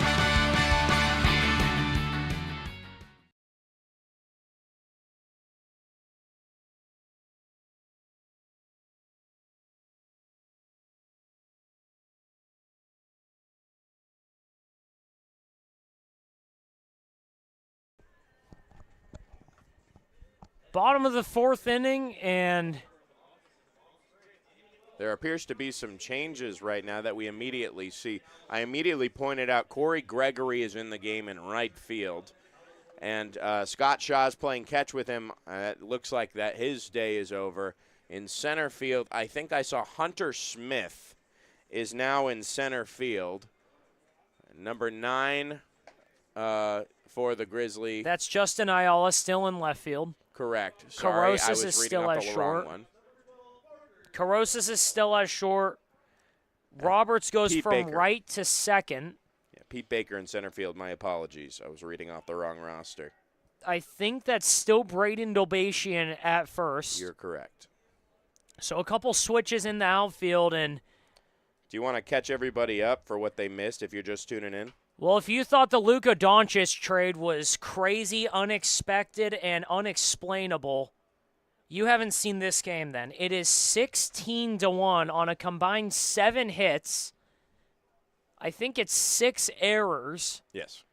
And we've got Parker DuPasquale leading things off. It's 0-1, 0-2 now after a really good breaking ball by Kevin Consolazio.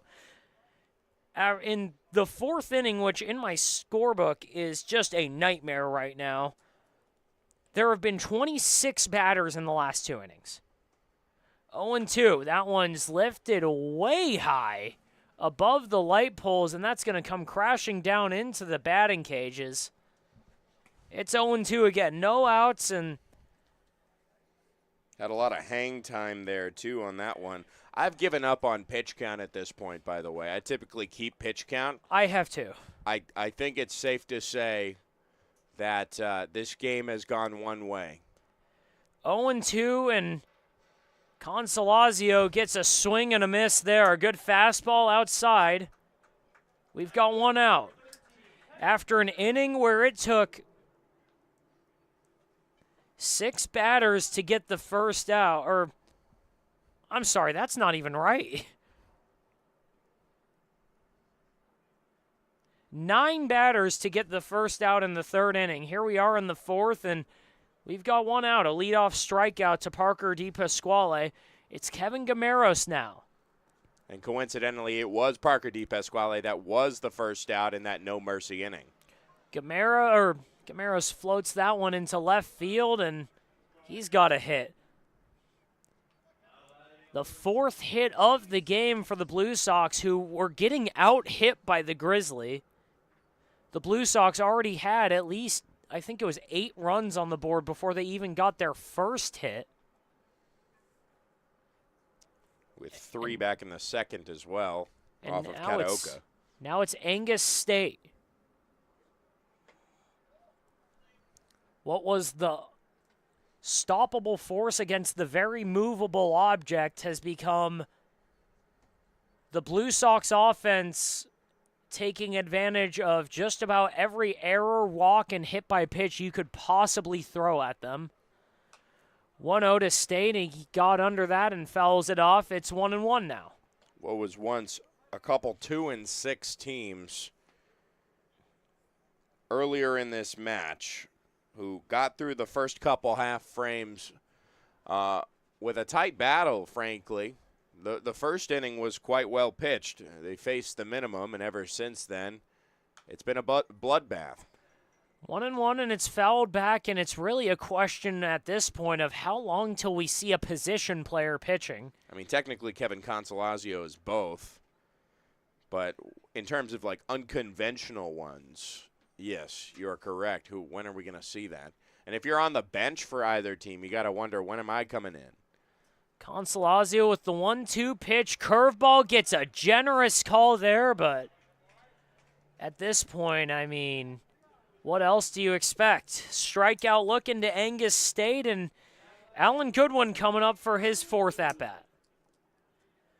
Goodwin 1 for 3, reached on an error in the 3rd, struck out in the 2nd, had a single in the 4th. And I'm going to be honest, Joey, I can't tell you if he scored or not in the 4th. Alan Goodwin? Yes. Well, this is the 4th. Or sorry, 3rd. He did score twice. Okay. Twice over in the 3rd. Folks, when I tell you my scorebook is in shambles right now, I mean it. Goodwin gets under that. It's 1-1 now. Got himself a single and an error. Actually, no, he got himself 2 singles. We amended an error to prevent this from being a 7-error day. We gave Davey Morgan the benefit of the doubt for the outstanding effort there.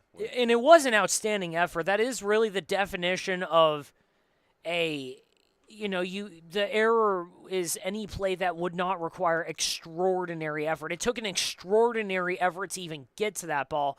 It's just the throw in the dirt that allowed Alan Goodwin to reach. And now it's 2-1 against that aforementioned Goodwin. He's got Kevin Gameros on first base. 2 outs. And he lifts that one in the air. Coming in on it is Justin Ayala. And a miracle. A quick inning for the Grizzly. We're going to the top of the 5th. 16-1.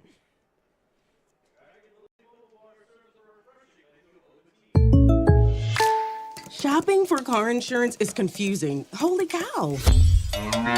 Great. Now we have a cow in our kitchen. Why did you say that? Because I don't know what coverage to choose. So just say the State Farm jingle. A State Farm agent can go over all your options with you and help choose coverage that meets your needs. Dude, cow, could you move? Like a good neighbor, State Farm is there.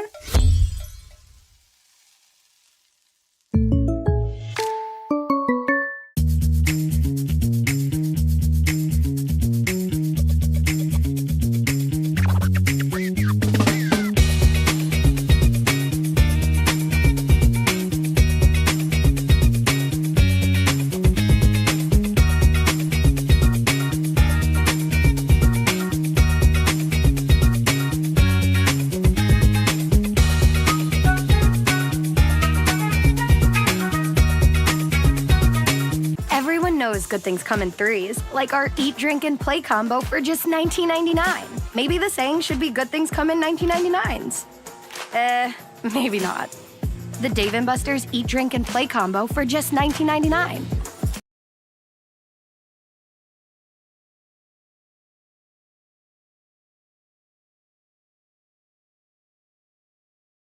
So who is that?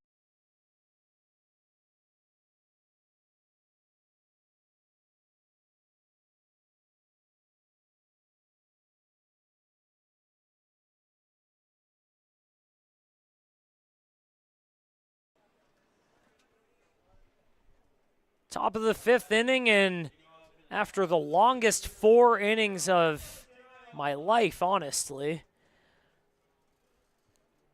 the Blue Sox have 2 touchdowns and have converted the 2-point conversion on each of them. Yeah, we're getting ready for Super Bowl Sunday this upcoming Sunday, so. And the Grizzly have the rare 1-point safety that you only ever see in college. And there have also been some defensive changes, a little switcheroo from Jimmy Johnson. Vaughn Eberle is now at first base to replace Garcia and end his day. First pitch is a called strike to Justin Ayala by Aoi Nakazo. And, Joe, I'm going to be honest, it might be one of the more impressive things of the day that he is still out there. As that one's a chopper to short, throw down to first. Good play there.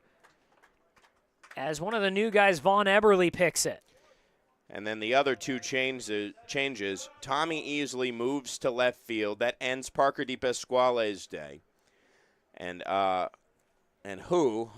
Hu is now at second base. Assuming Hanwhan Hu's going to hit for DePasquale as Easley just moves positions. And again, assuming that Eberle's going to go in for Vince Garcia at that 9 hole. I think you're right. And it's 1-0 now against Josh Roberts. Swing and a miss. It's 1-1. 1 out, top of the 5th inning. The Blue Sox are up by 15 runs on just 4 hits. That one off the end of the bat, slapped into left field for the 5th hit of the game for the Grizzly. A warm day here in February, and the Blue Sox offense is finally heating up in a game where they haven't had to do a ton. Again, they just have 4 hits, but they've just been handed runs. Yeah, and now with, 5 hits on the board. Swing and a miss by Corey Gregory, who's entering the game for Davey Morgan now. We'll have to adjust our scorebook and pause our talk here while we chalk him in here. Gregory down 0-2 now. 2 straight breaking balls swinging, and whether or not it matters for this game, we are getting an update that Luke Payne will now be with the Grizzly, number 37, in case we see that come in. And Corey Gregory fouls that one off. It's 0-2, 1 out, and a game that I don't think I've seen a game this lopsided since Shohei Ohtani against the Marlins, and it was really a one-man army. He went 6 for 6, had 3 home runs, stole 3 bases, had 10 RBIs. You could also point to the Shohei Ohtani versus the Rockies game when he was with the Angels, where it was like... Is that the one where the Angels scored 20? Yeah, like 20 in the first 3 innings. Yeah. It's very similar feeling right now. Corey Gregory goes down swinging, and A.J. Carosis at the plate with a called strike 1. And I'm just going to refer to the Marlins game right now because it's closer to the top of my mind, and I know it better just because I watched it. It was a one-man army. It was one of the greatest days I've ever seen a singular player have, as the Dodgers beat the Marlins by 1 billion, and Shohei Ohtani crept up to the door for the 50-50 club and rammed it right over.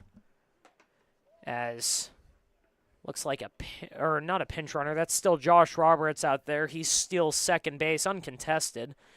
Not sure if that's going to go down as a stolen base or really just defensive indifference right there.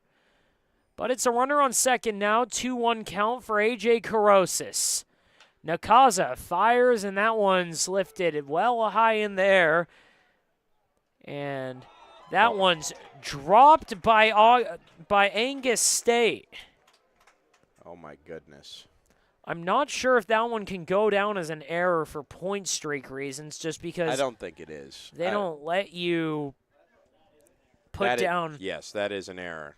We are getting confirmation. It is an error. It just can't go down in point streak as an error, I don't think, because no one reached base. Well, that's Brandon Januska's problem. He'll be on a broadcast coming up soon. It's another error by the Blue Sox. In a game, they're up 15. That one's lifted way high, and the middle infield's converging on it. And they're able to catch it. Not sure which glove it went into, honestly. It was Gameros. Gameros able to catch it. So it's a 4-batter inning, and Grizzly got some work to do. 16-1 Blue Sox. We'll be right back for the bottom of the 5th. How do you define adventure? Riding the world's largest rotating tram car? Taking in SoCal's awe-inspiring views? Exploring over 50 miles of pristine wilderness? Enjoying casual or fine dining at 8,500 feet? Discovering our history? Experiencing our scenic trails? Getting that perfect souvenir? Whatever your adventure, you'll find it at the Palm Springs Aerial Tramway. Adventure at its peak. Begin your adventure at pstramway.com. family setting. You know, we come and we get into conversation, and it's comfortable here is what I guess I'll say. It's comfortable. The hot cocoa has whipped cream and sprinkles in the whipped cream in the hot cocoa. Very family oriented. You know, they cater to the kids. They got the coloring books and crayons, and they have kid-sized stuff about almost for everything that you would want. So young and old, everybody can enjoy it.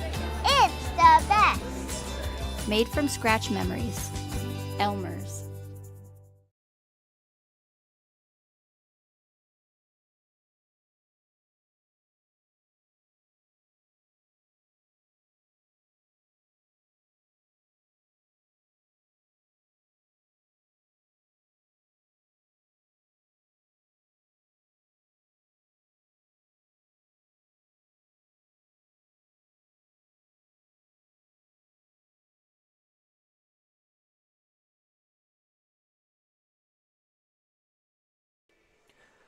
Bottom of the fifth in Palm Springs and Bottom of whatever inning it is now.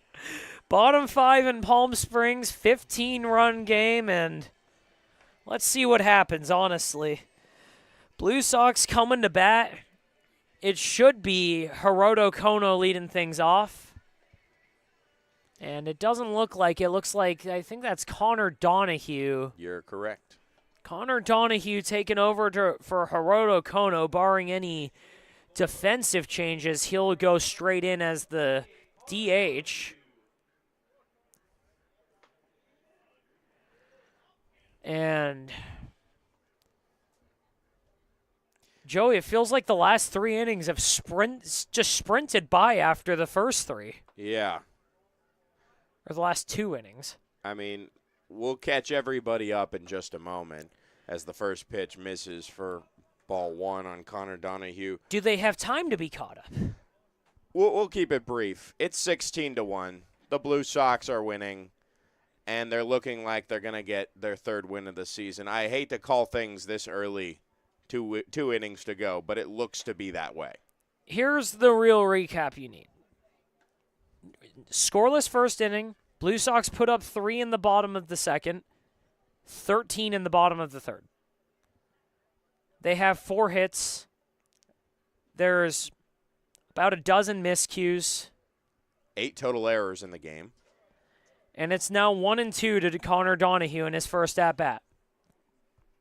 6 of those for the Alberta Grizzly, 5 of them coming in just the 3rd inning, where our scoreboard can't even hold double-digit numbers for a half inning. So it just looks like it's 6-1 right now. And I'm sure that the Grizzly wish it was 6-1. 16-1, and it's 2-2 now as a curveball is kind of dropped inside on Donahue. Donahue's at the plate right now. Guangming Liu is still in right field, I think. And Vaughn Eberle in the hole will most likely take his first at-bat after replacing Vince Garcia in the field. 2-2 pitch. Chopper down the line, foul into the Blue Sox dugout. Well, let's tell you a little bit about Connor Donahue now that he's in the game. He has yet to get a hit this season. Right now would be a great opportunity for him to start that. He's 0 for 11 coming into this at-bat. And in a 15-run game, it's sure that he'll see strikes in his next couple at-bats. Except there. 2-2 is inside. It's full now.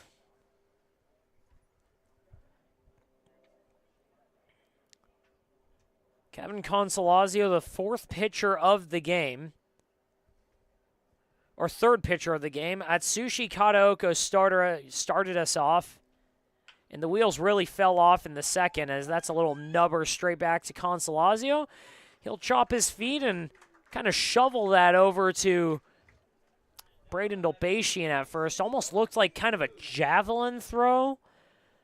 Almost an awkward throwing motion there, but he planted the feet, got the throw, and we've got 1 out. 1-3 on the putout, and it's Guangming Liu up for the 4th time today in just the 5th inning. But I'm sure for Liu, along with the rest of this Blue Sox bench, it feels like it's been an hour since they've been up because they had 3 at-bats in 2 innings. Just about the entire team did. And I'm just going to make a comparison here. The first game was an hour and 57 minutes, the 2-1 Canada A win over Team China. And right now we're nearing about 2 hours into this contest.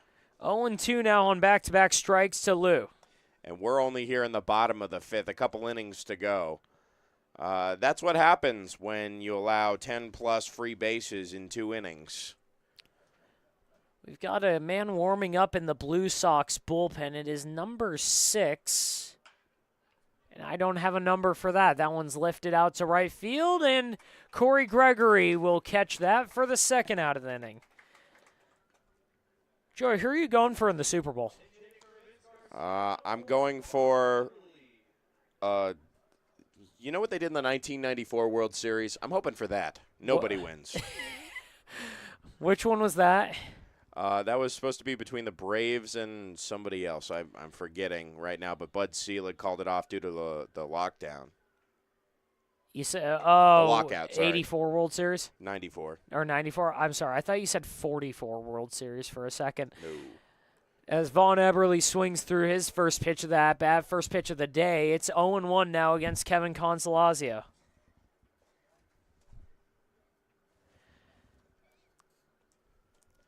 In reality, I'll probably be rooting for the Eagles as this one kicks away.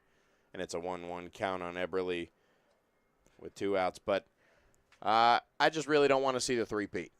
You're a Broncos fan, aren't you? I am, unfortunately. Oh, no, don't worry. I'm a Raiders fan. So we're kind of at odds here when it comes to our NFL teams. But we know one thing for sure. We collectively hate the Chiefs. 1-1, and Vaughn Eberle swings through a good fastball there, and I'm going to be honest, this was about as checked out as I've ever been for an NFL season. I get that, but you got to understand, I really did appreciate the season that Brock Bowers put up. Especially it was awesome. I mean, he was on my fantasy team, so he really was one of those guys who carried me into the championship before it was the Chuba Hubbard injury that screwed me. I tried trading for him in week 1 and couldn't get that pulled off, and I was kicking myself for the rest of the season as that one's in the dirt. It's 2-1, 2 outs to Vaughn Eberle. 16-1, Blue Sox over the Grizzly, but again, I mean, let's be honest. This was about as unwatchable of a Raiders team as I've ever seen, and Vaughn Eberle swings and misses there in his first at-bat, and we're going to the 6th here in Palm Springs. 16-1, Blue Sox over the Grizzly. Whether you're building, landscaping, renovating, refreshing, or simply researching, rent the right size tools for your size jobs. In store, online, or in-app at Sunbelt Rentals, where tools rule.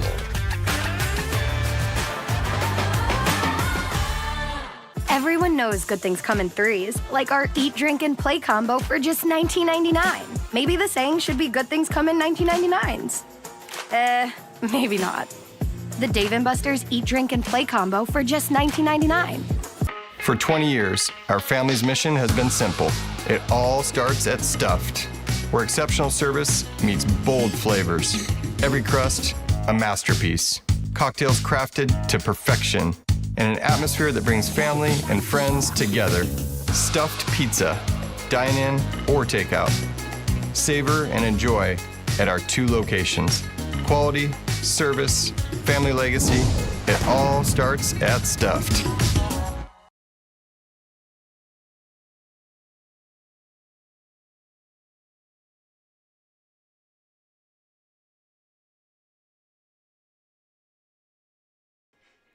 Top 6 here in Palm Springs, and it's looking like Aoi Nakaza is 6 outs away from his first win of the year. Again, barring a miracle comeback. Barring, again, a miracle, a prayer, He's going to need parting more the than a Red prayer. Sea.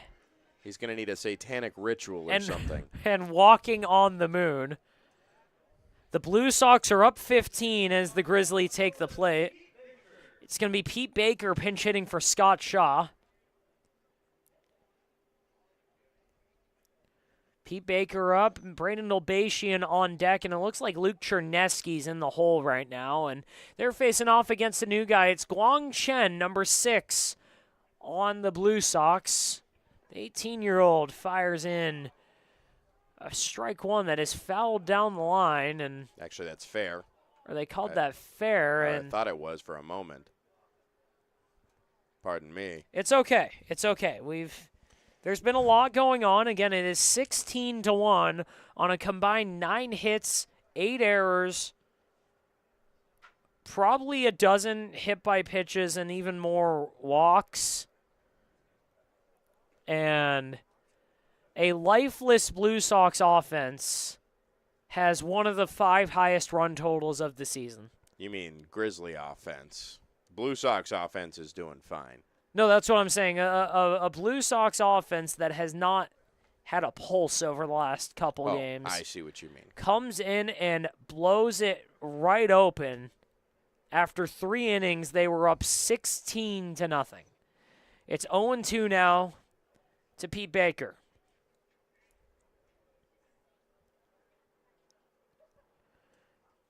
Baker watches ball 1 in the dirt.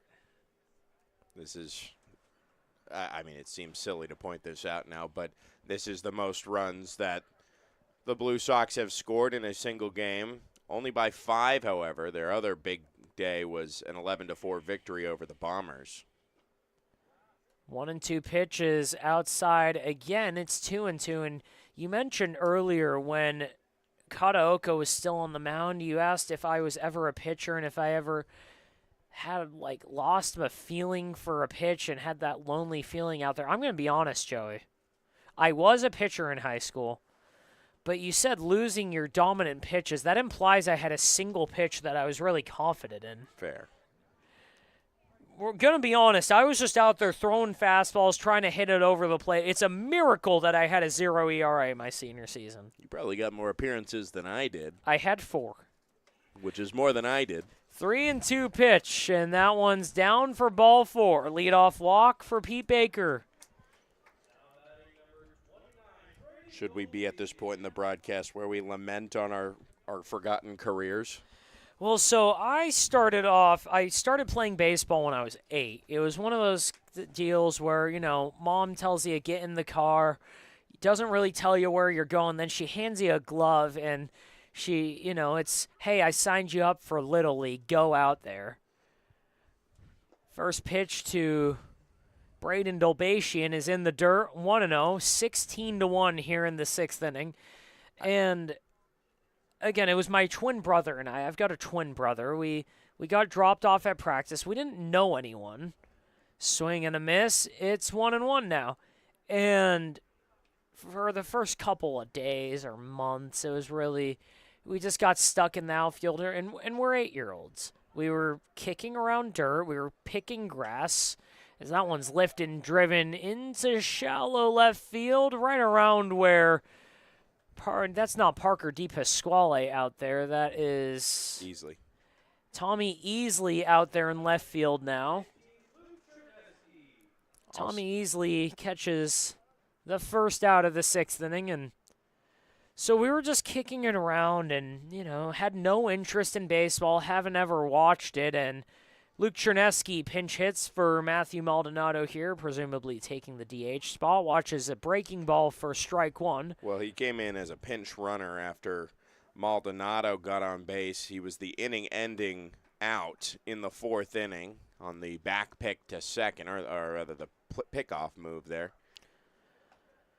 Chernesky watches strike 2. Good breaking ball right on the corner.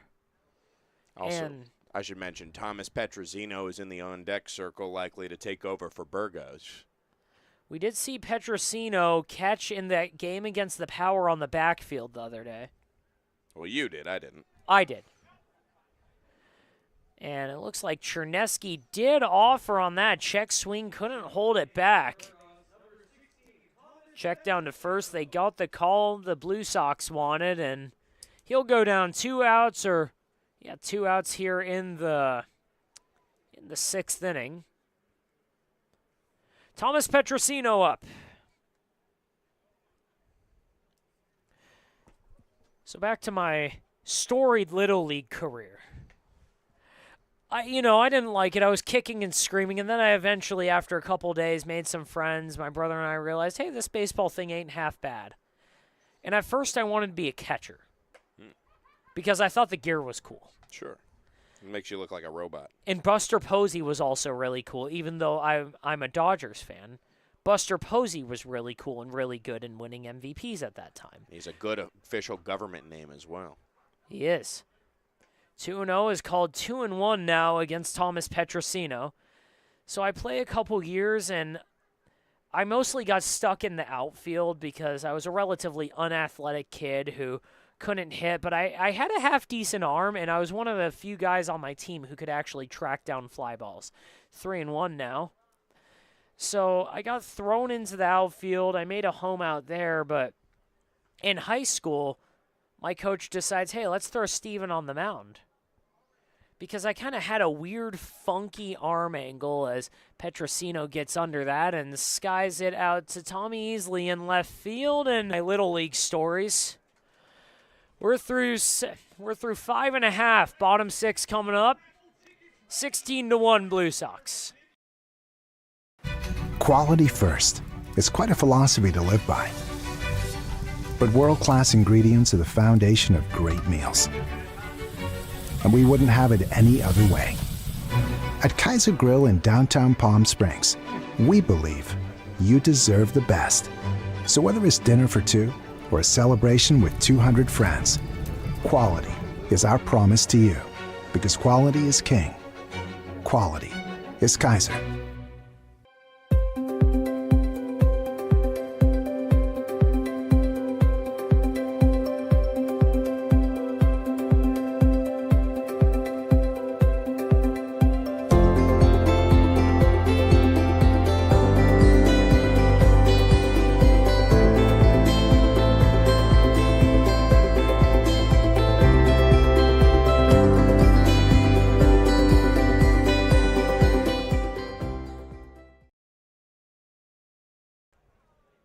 Bottom of the 6th inning, and Joey, my old professor Matt McConnell once said, it's what separates the good broadcasters from the great is how you call a blowout, and we're going into inning 4 of getting those reps in. It is 16-1 Blue Sox over the Grizzly. A couple defensive and batting lineup switches later. It's still Kevin Consolazio out there, but Thomas Petrosino's behind the plate.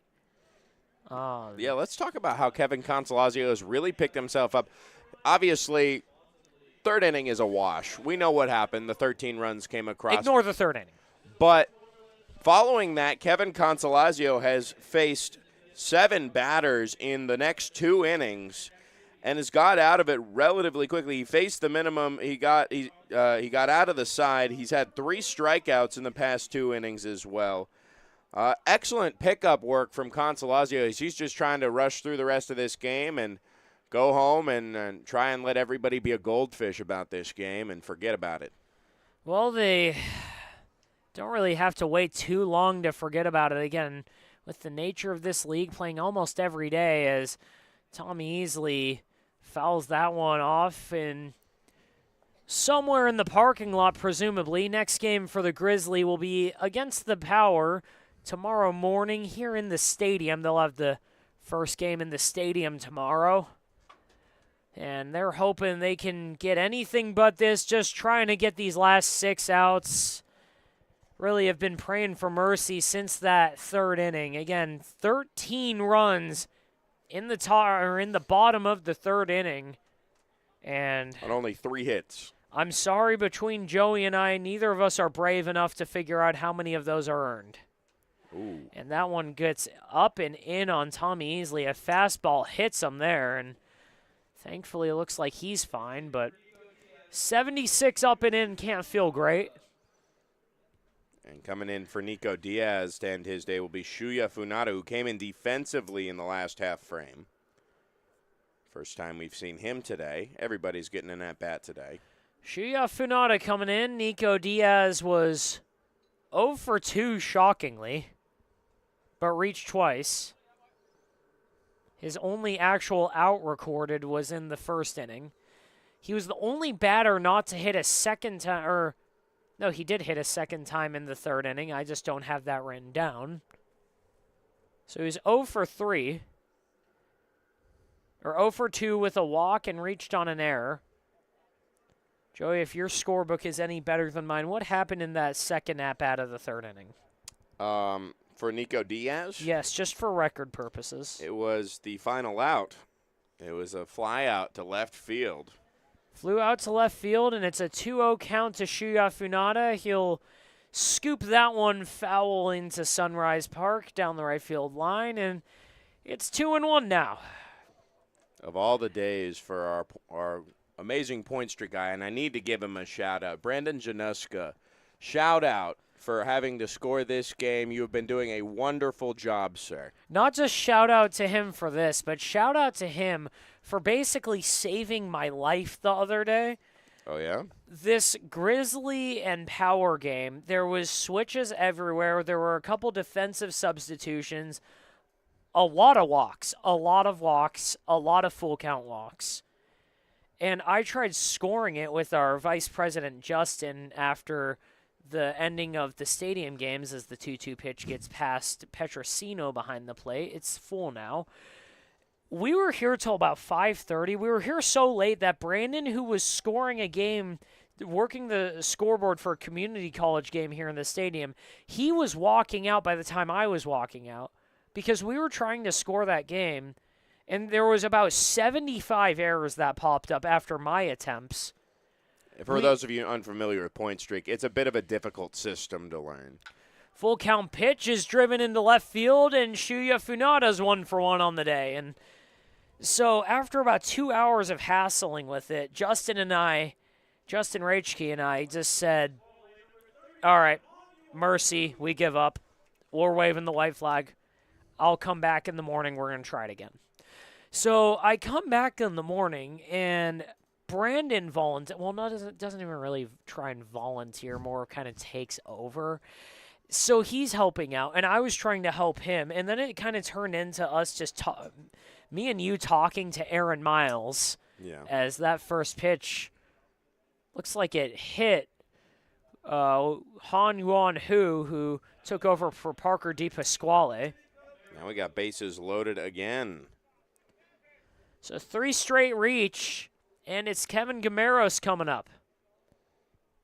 So we're talking to Aaron Miles, and Brandon is over here just chugging along on point streak. And somehow on his first attempt through it, with minimal help from me, reading what is a indecipherable scorebook that I did.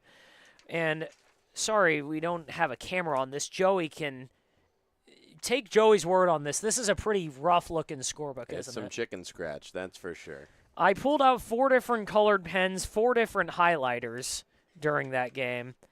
And somehow Brandon, bless his soul, was able to decipher it and was able to get that game scored and put into point streak in under an hour, too. That was awesome. They have yet to find the Rosetta Stone for deciphering Stephen Buxton's handwriting, but it seems that Brandon might be fluent, or maybe taking Duolingo classes on the handwriting of Stephen Buxton. Kevin Gameros with an 0-2 count slices that one foul down the left field line.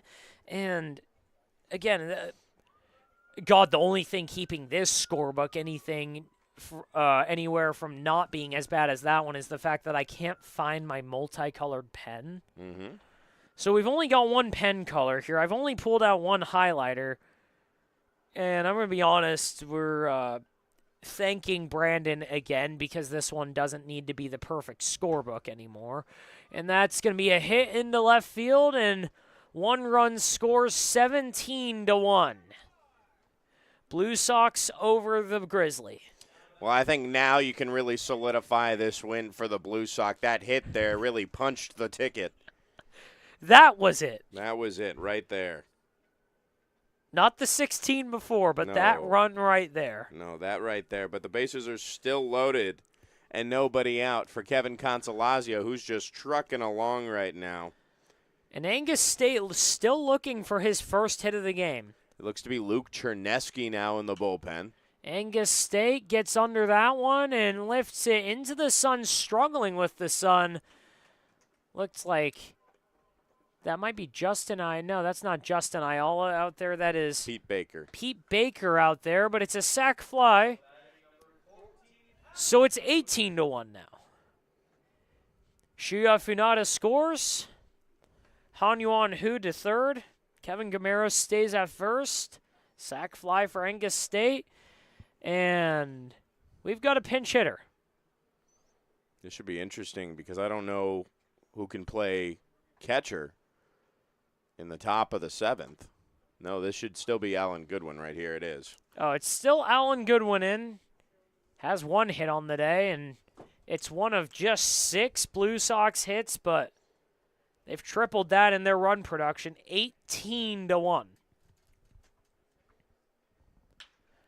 That one slapped to third base. 5, 4, 3 for the double play. Around the horn, twin killing. Gets us to the 7th inning, and the Blue Sox are 3 outs away from their 3rd win of the year. There's something winning in the Agua. Catch all the action at 360 Sports at Agua Caliente Casinos. Watch your favorite teams on our giant wraparound screens. See live scores on the LED sports ticker. Win big with our bar top games and enjoy great twists on bar food favorites. And with 3 premier casino locations, 360 Sports is the ultimate fan experience. For more information, visit aguacalientecasinos.com.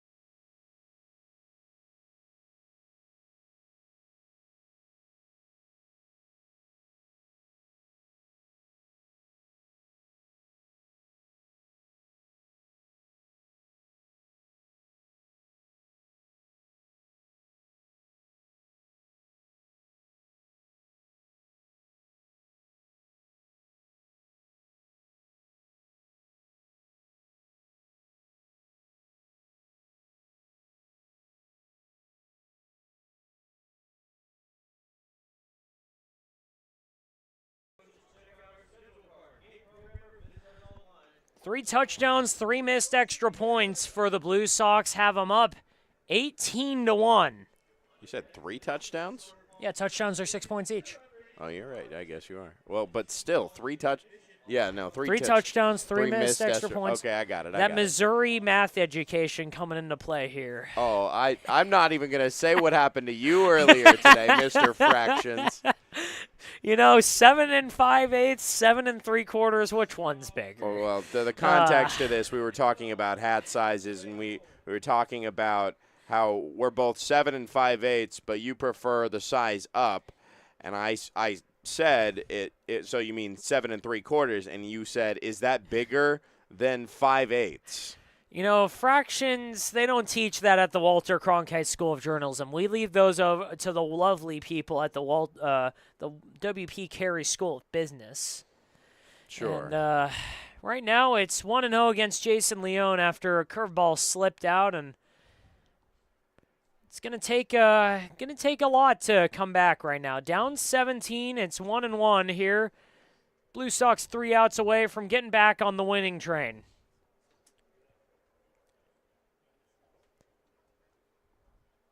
And I'm going to be honest.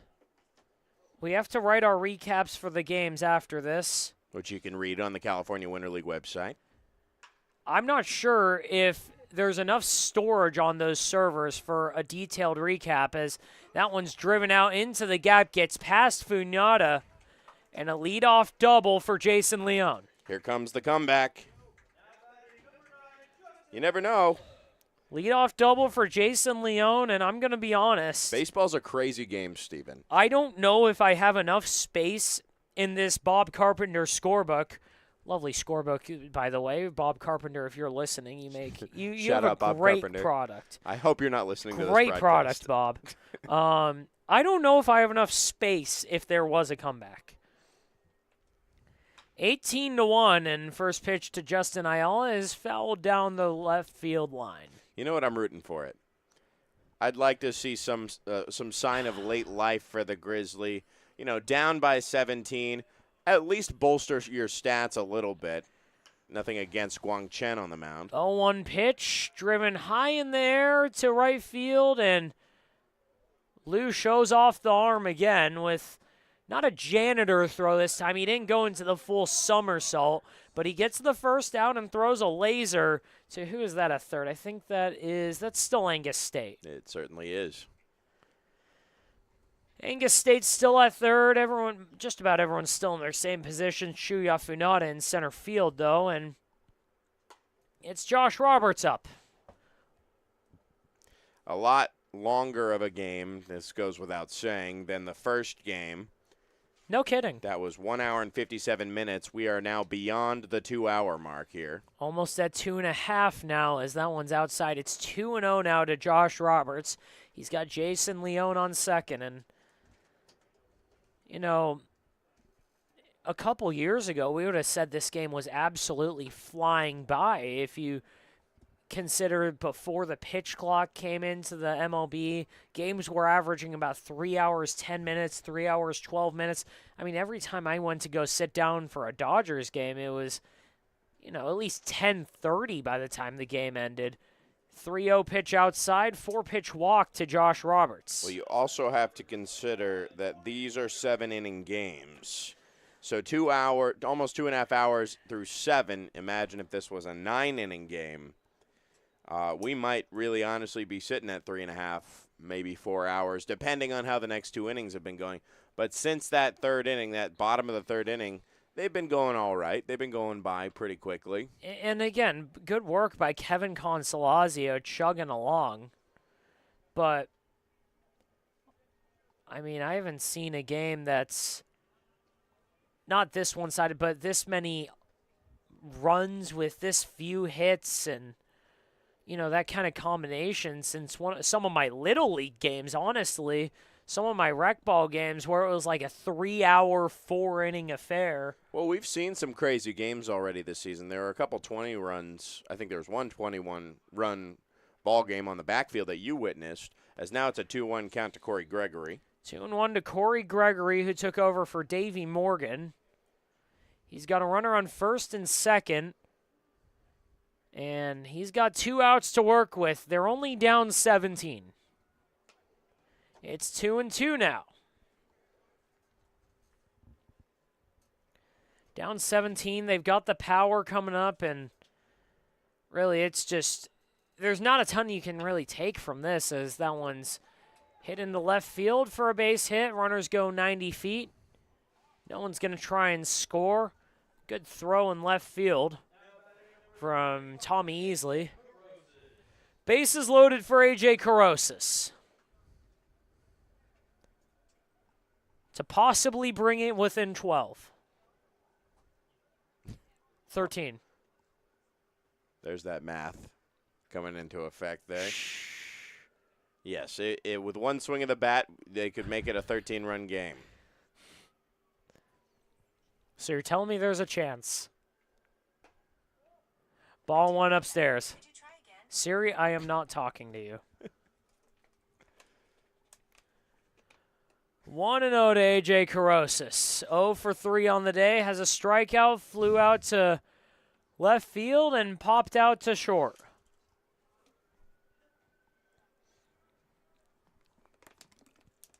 Two 2-0 now. He's got the bases loaded. He's got Anthony Burgos on third. He's got Josh Roberts on second. That one almost gets away from Alan Goodwin behind the plate. And he's got Corey Gregory on first. Comeback pending.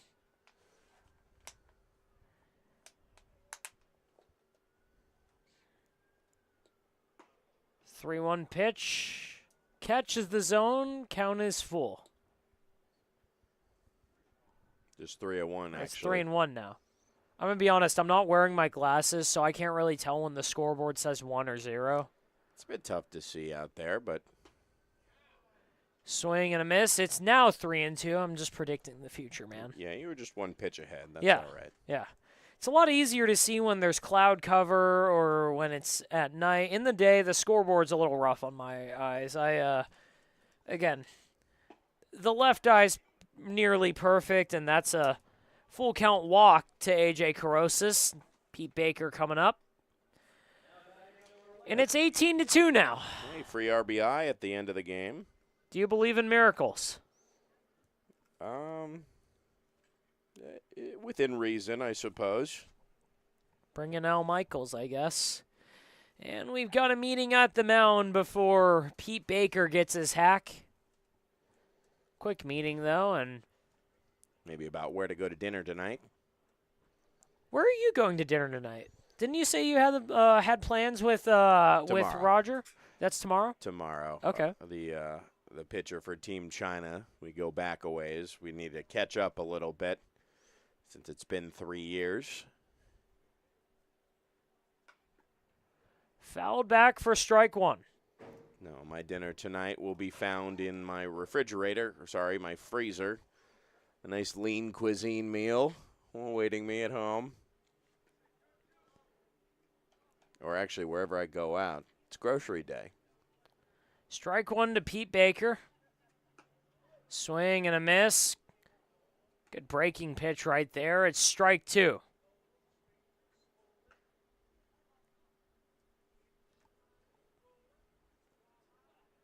Oh, 2, 1 out. It's 18-2. Blue Sox over the Grizzly. Bases loaded, though. Ball one outside.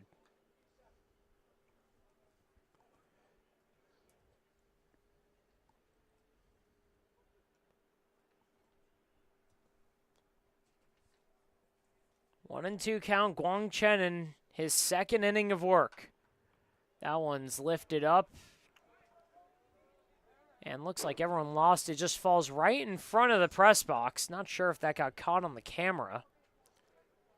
It looks like it might have. That really just came out of nowhere. I saw Vaughn Eberle going into foul territory, but it was absolutely nowhere near. It looked like it was going out the entire time as the count stays 1-2 on Pete Baker, but not close enough for us. It had a lot of hang time. It honestly kind of spooked me a little bit the way it popped out of our view here in the press box. Yeah, I was half expecting to hear it hit off the top, and then we lost it as that one's going to be a hit into left field. It'll score a run, and it's 18-3 now.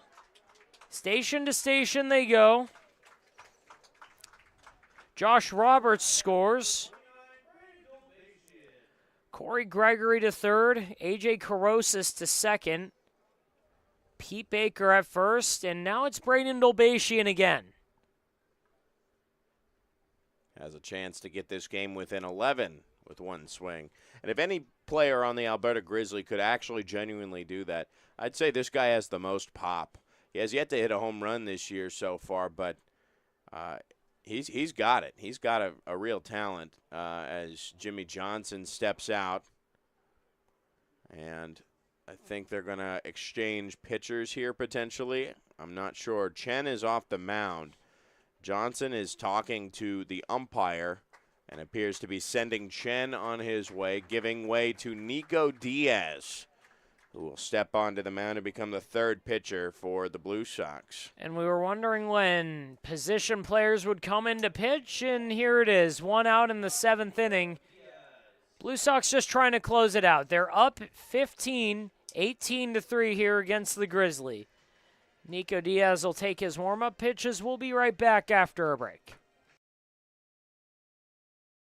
There's something winning in the Agua. Catch all the action at 360 Sports at Agua Caliente Casinos. Watch your favorite teams on our giant wraparound screens. See live scores on the LED sports ticker. Win big with our bar top games and enjoy great twists on bar food favorites. And with 3 premier casino locations, 360 Sports is the ultimate fan experience. For more information, visit aguacalientecasinos.com.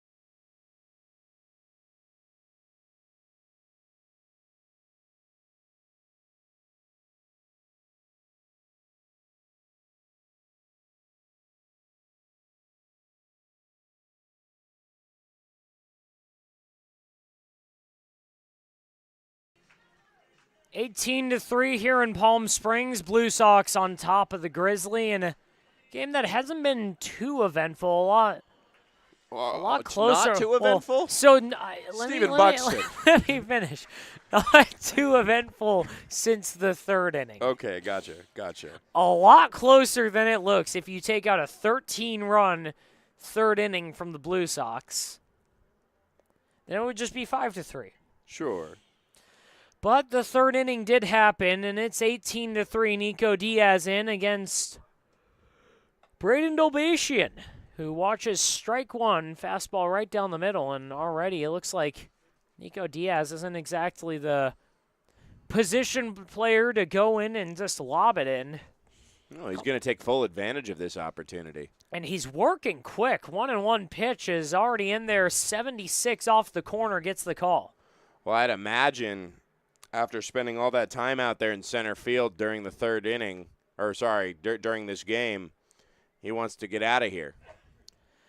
I mean, you don't see pitchers work this quick. It's already 2-2. We have Fuwan Cheng for the chill. Oh, you are right. He does work quick, and 76 upstairs. Got it by Braden Dolbatian. He gets a strikeout there, and now it's Luke Chernesky coming up. Chernesky struck out last inning, took over for Matthew Maldonado.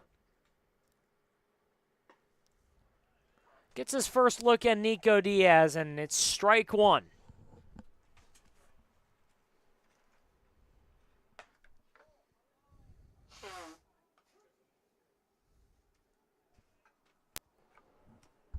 Diaz fires in strike two and is already going, and good morning, good afternoon, good night.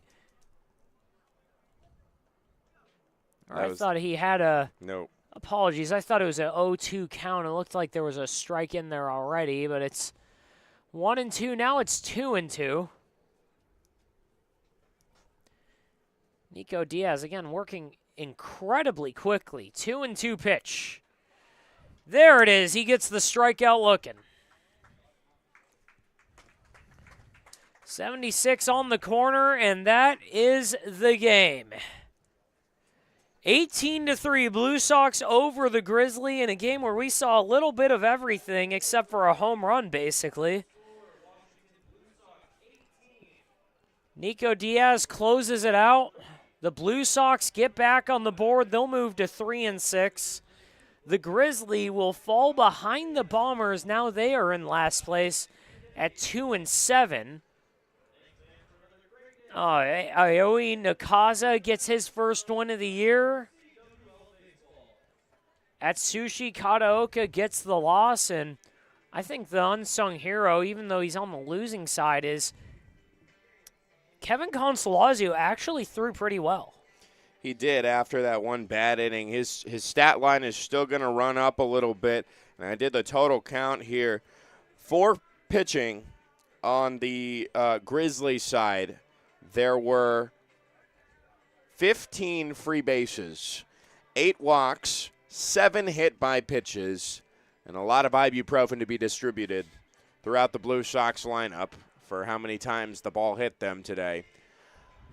Obviously, you've been hearing us kind of lull through this broadcast after the bottom of the third, but it's an 18-3 win. That's a big pickup. These guys are just lucky that, these guys are just happy that it's over. This game finished at 3:03 p.m.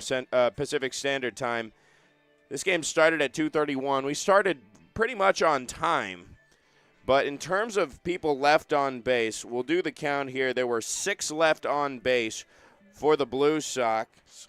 And as for the Grizzly, there were 8 left on base. Relatively normal. But what's abnormal is the error column. 6 errors for the Grizzly, only 2 on the Blue Sox. I say only 2 like it means anything. And the thing is, those 6 errors, almost all of them, if not all of them, I think, were in that third inning.